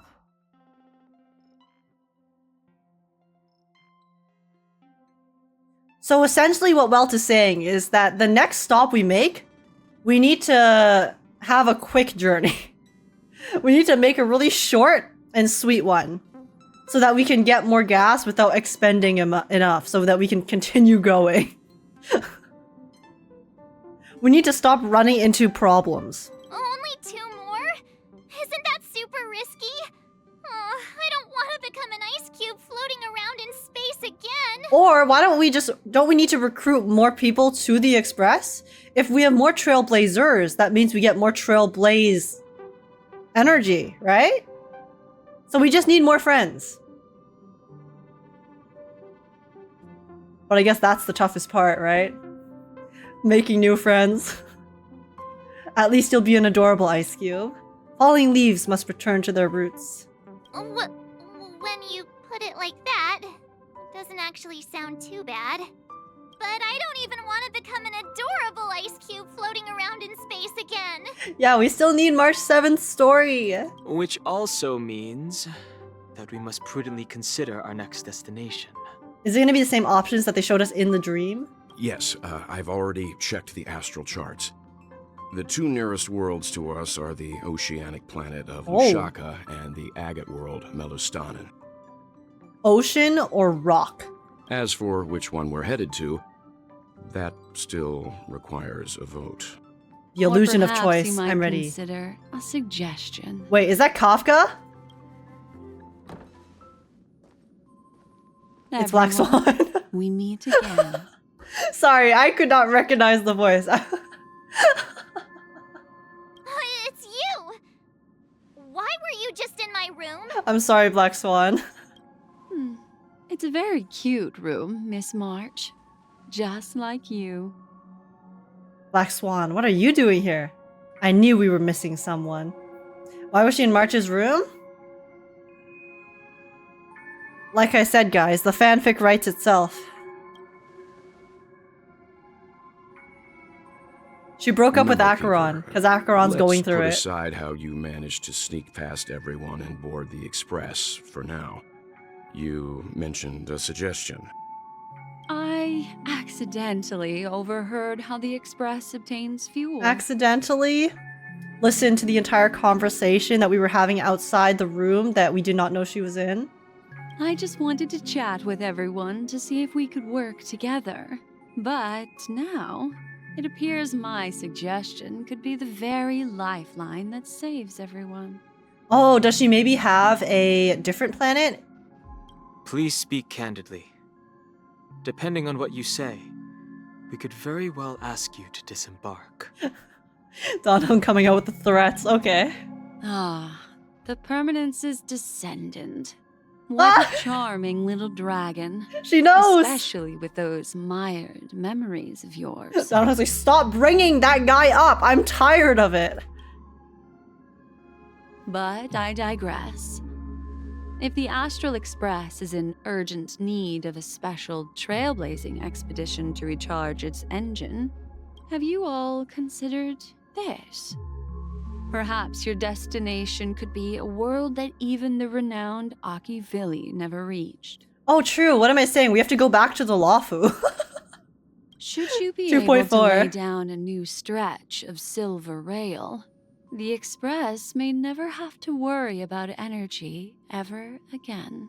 Oh? Trailblazing to a world that even Akivili has never been to? Is that possible? Continue, Memo Keeper. This destination of which you speak, what sort of world is it? A world that many across the universe don't even know exists. Not her bringing up Dan Feng? I know, I can't believe Black Swan used Dan Heng's dead name. A world hidden away from outside observation. Its presence only revealed by the light from the mirror of the Garden of Recollection. I'm sure we don't know this world. A world fettered by 3 paths. But it sounds very its intense. Destiny hanging in the balance. The Eternal Land, Amphorius. That sounds like a place in Elden Ring. ... I hope I'm not too late, child. I was about to say, black screen never brings good things in this game. Looks like we're with Jade. Sunday! I wasn't expecting it to be you. Oh my god, Jade has him chained up? Cause it's the purple. It's like the purple, like her whip.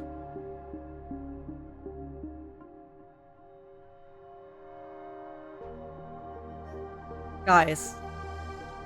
Again. The fanfic writes itself. Okay, sorry. I need a screenshot. 1 second.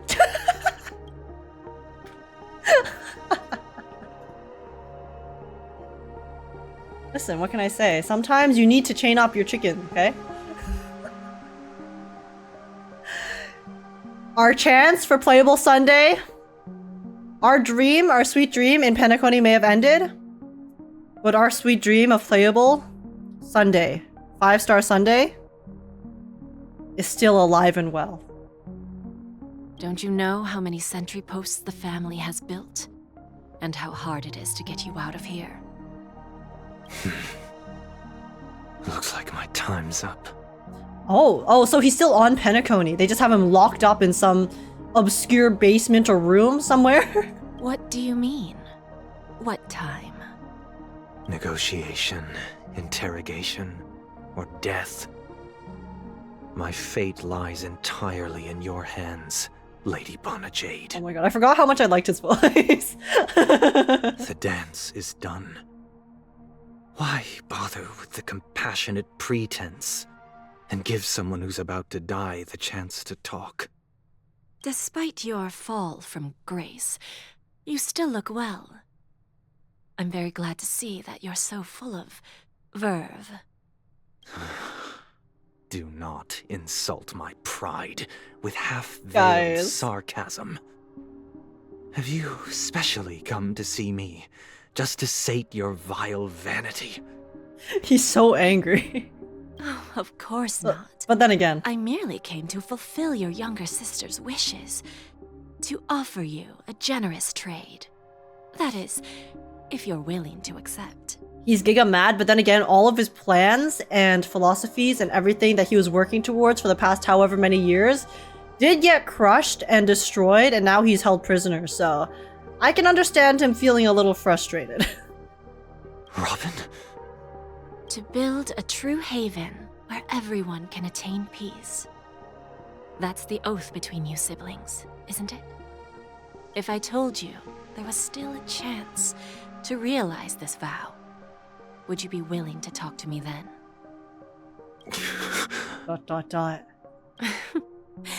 I recognize the gravity of this question, which is why you don't have to answer me right now. Oh, is Jade trying to make a deal using her powers with Sunday?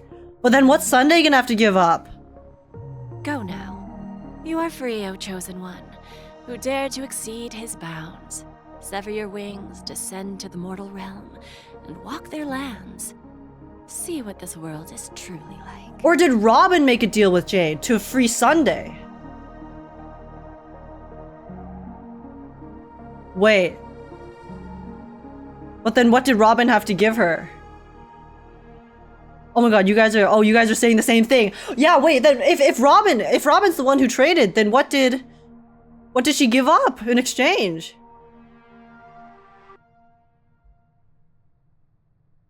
Her voice? Did she actually become a mute? I will not accept your charity. As I mentioned earlier, it's a trade, and you don't have to give me an answer right now. Rewards are not reaped in a day, and if there's one thing I'm best at, it's waiting. The sweet dream still continues, and the night is still long. You have plenty of time to contemplate your answer. A word of advice for you before we part ways.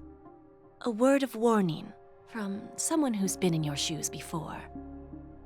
Life is too short to miss out on golden opportunities. What does that mean? So is Sunday just like free to do whatever now? Interlude? Stay tuned? Okay, hi Boot Hill. Okay, hi Robin. What the? Oh my god, everyone's coming to the Express now. Everyone. Everyone. Okay, there we go. Had I not seen the sun? Is this the Robin song, right? Message doll. Cool. That feels so cool, don't you think? Wait, more bombs? Just give me the coordinates and I'll defuse it. Well, there are only 1,000 Sparkle bombs. Miss Sparkle never breaks her words. I'm just here to spill the beans on Miss Sparkle's motive. Got it? Do tell. Explain. Do you remember the prophesized 3 deaths? What does that got to do with you? Who knows? All I can say is that someone paid a hefty sum to hire Miss Sparkle as the director at Penacony. Seems like it's a friend she made while gaming. The client told Miss Sparkle to make sure the 3 deaths happen in the safest way possible. Oh! Oh my god, wait! Silverwolf hired Sparkle to keep Firefly safe!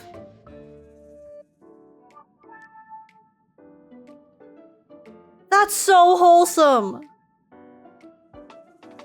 She wanted to protect her bestie, literally! That's so cute! Wait, that actually makes me so happy! Yeah, I did. Oh! Oh!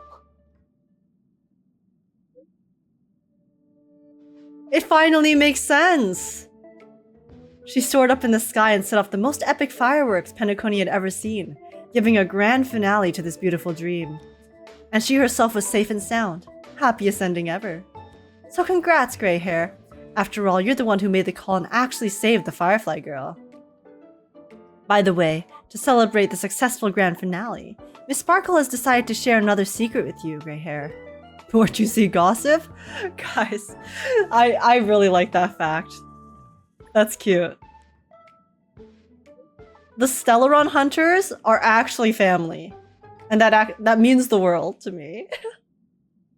You know what? Actually, Dr. Primitive is a huge fan of bananas. Huh?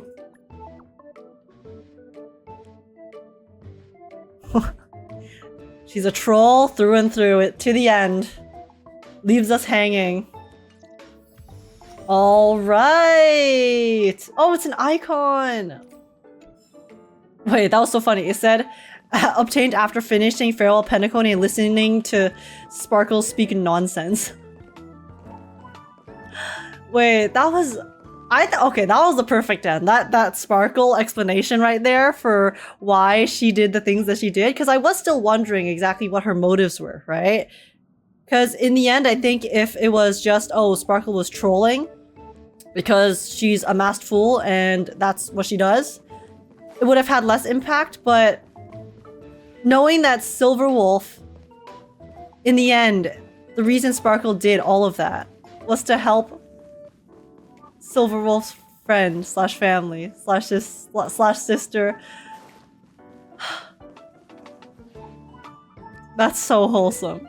But yeah, guys, they actually gave us a wholesome ending. Wait, this makes me so happy. I'm gonna go back out here, see if Pom-Pom's still crying. Oh no, Pom-Pom's is back to business as usual, but Boot Hill's here. But yeah, wow, okay, the story was good. I enjoyed it. I kind of expected there to be something super crazy like 2.2, and obviously there wasn't. It was just mostly tying up loose ends and then giving us a bit of closure. For once, we actually get an end to the story that wasn't tragic and super sad. So I'm really satisfied with this ending. It was nice. I think it was a good way to end Penacony. And yeah, it was short and sweet. When you guys told me it was wholesome and short, I thought you guys were lying. I thought it was like Shaoji levels of wholesome. So I'm actually pleasantly surprised that it did end up that way. Firefly and her gamer goblin sister. Yeah, I think that little Sparkle script at the end there really tied it together. And then also Sunday's alive still. Everything turned out perfectly. So the dream is not dead for us to get a playable character in our chicken boy. Chicken wing boy. Remember the Sparkle epilogue video? Yes, we'll watch that in a second. Hey, there's a note around somewhere. Read it. Oh, note left by Gallagher. To the new generation of Nameless. By the time you read this, I will likely have gone to where Mikhail went. Thank you for everything you have contributed to Penacony. It's a pity that I won't be able to witness its rebirth with my own eyes, but your unwavering determination gives me confidence in the future of the planet of festivities.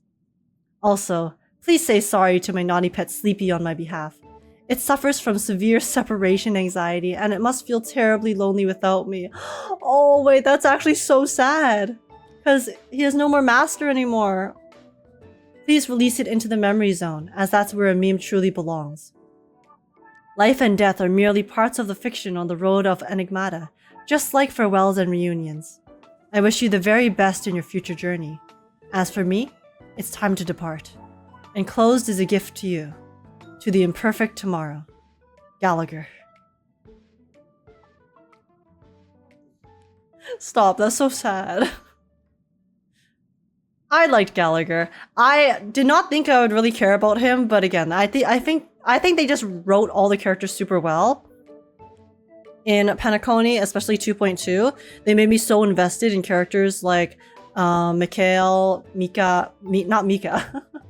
Misha, Gallagher, where otherwise I generally would not really give a shit. So this is emotional. Now I feel bad for Sleepy. Page of past dreams. Oh, it's a drawing. Okay. Okay, that's enough. That's enough sadness. But yeah, well, technically the 3 Trailblazers and a resident gaslighting dog. Gaslighting dog is a brand new way of describing Gallagher that I've never thought about before. But yeah, I do wish Robin had a bit more spotlight as well. But I guess her main spotlight was in 2.2, so they wanted to give Firefly a bit more of the limelight this time around, which I guess makes sense because she had her time and her banner. So this time they really need to sell Firefly, you know? But I still wish we got the concert. We never got an in-game Robin performance in the end. Sparkle gatekept us, but Copium, they're saving it for her reunion with Sunday? Not Copium, it'll happen. Agree. Slam agree. When Sunday gets his redemption arc, we'll get Robin concert finally at long last. But yeah, apart from that, this was really, really good. I'll watch the Sparkle video in a second, but if you guys are watching the VOD after I post it, then the Sparkle video will already be up on the channel as well, so please go take a look at that if you guys are interested in my reaction to it. But I really liked the Penacony story. I'm happy. Obviously, a lot of sad things happened, but I think most of the sad things occurred in 2.2, so I got all of those emotions out of the way. So I mentally prepped myself for more sadness, and in the end, it was just a light and cute ending. And then the cutscene. I'll have to go watch that again, but that also was really pretty with the fireworks. And we had a little moment with Firefly and the Trailblazer. And I'm happy for her. I'm super intrigued with what the IPC has in store as well down the line. I think they're building up the IPC as a very interesting organization and the cast from the IPC too are growing on me a ton, okay? Again, I'll say this endlessly, but Topaz, I think she was a cool character in Bellowbog, but Penacony, even though she didn't play that big of a role, the things that we learned about Topaz as a character in Penacony have made me a lot more invested in her too. So I'm excited to see more from the IPC down the line as well. And also Black Swan dropping that Eternal City on us at the end too leaves a lot of things for us to mull over for the future. So yeah, I hope you guys enjoyed my reaction. Leave a comment down below how you guys felt about the story, if you guys enjoyed or you thought it was like overwhelming, underwhelming, or the perfect way to close off the emotional roller coaster that has been Penacony. And make sure to leave a like down below and sub on the channel. I would really appreciate it. But yeah, apart from that, thank you guys so much for watching. Have a lovely, lovely one. Again, if you guys want to see, keep an eye out for the Sparkle trailer coming out soon. And yeah, I guess I will see you guys on the next step of our journey. See you later, YouTube. Peace out.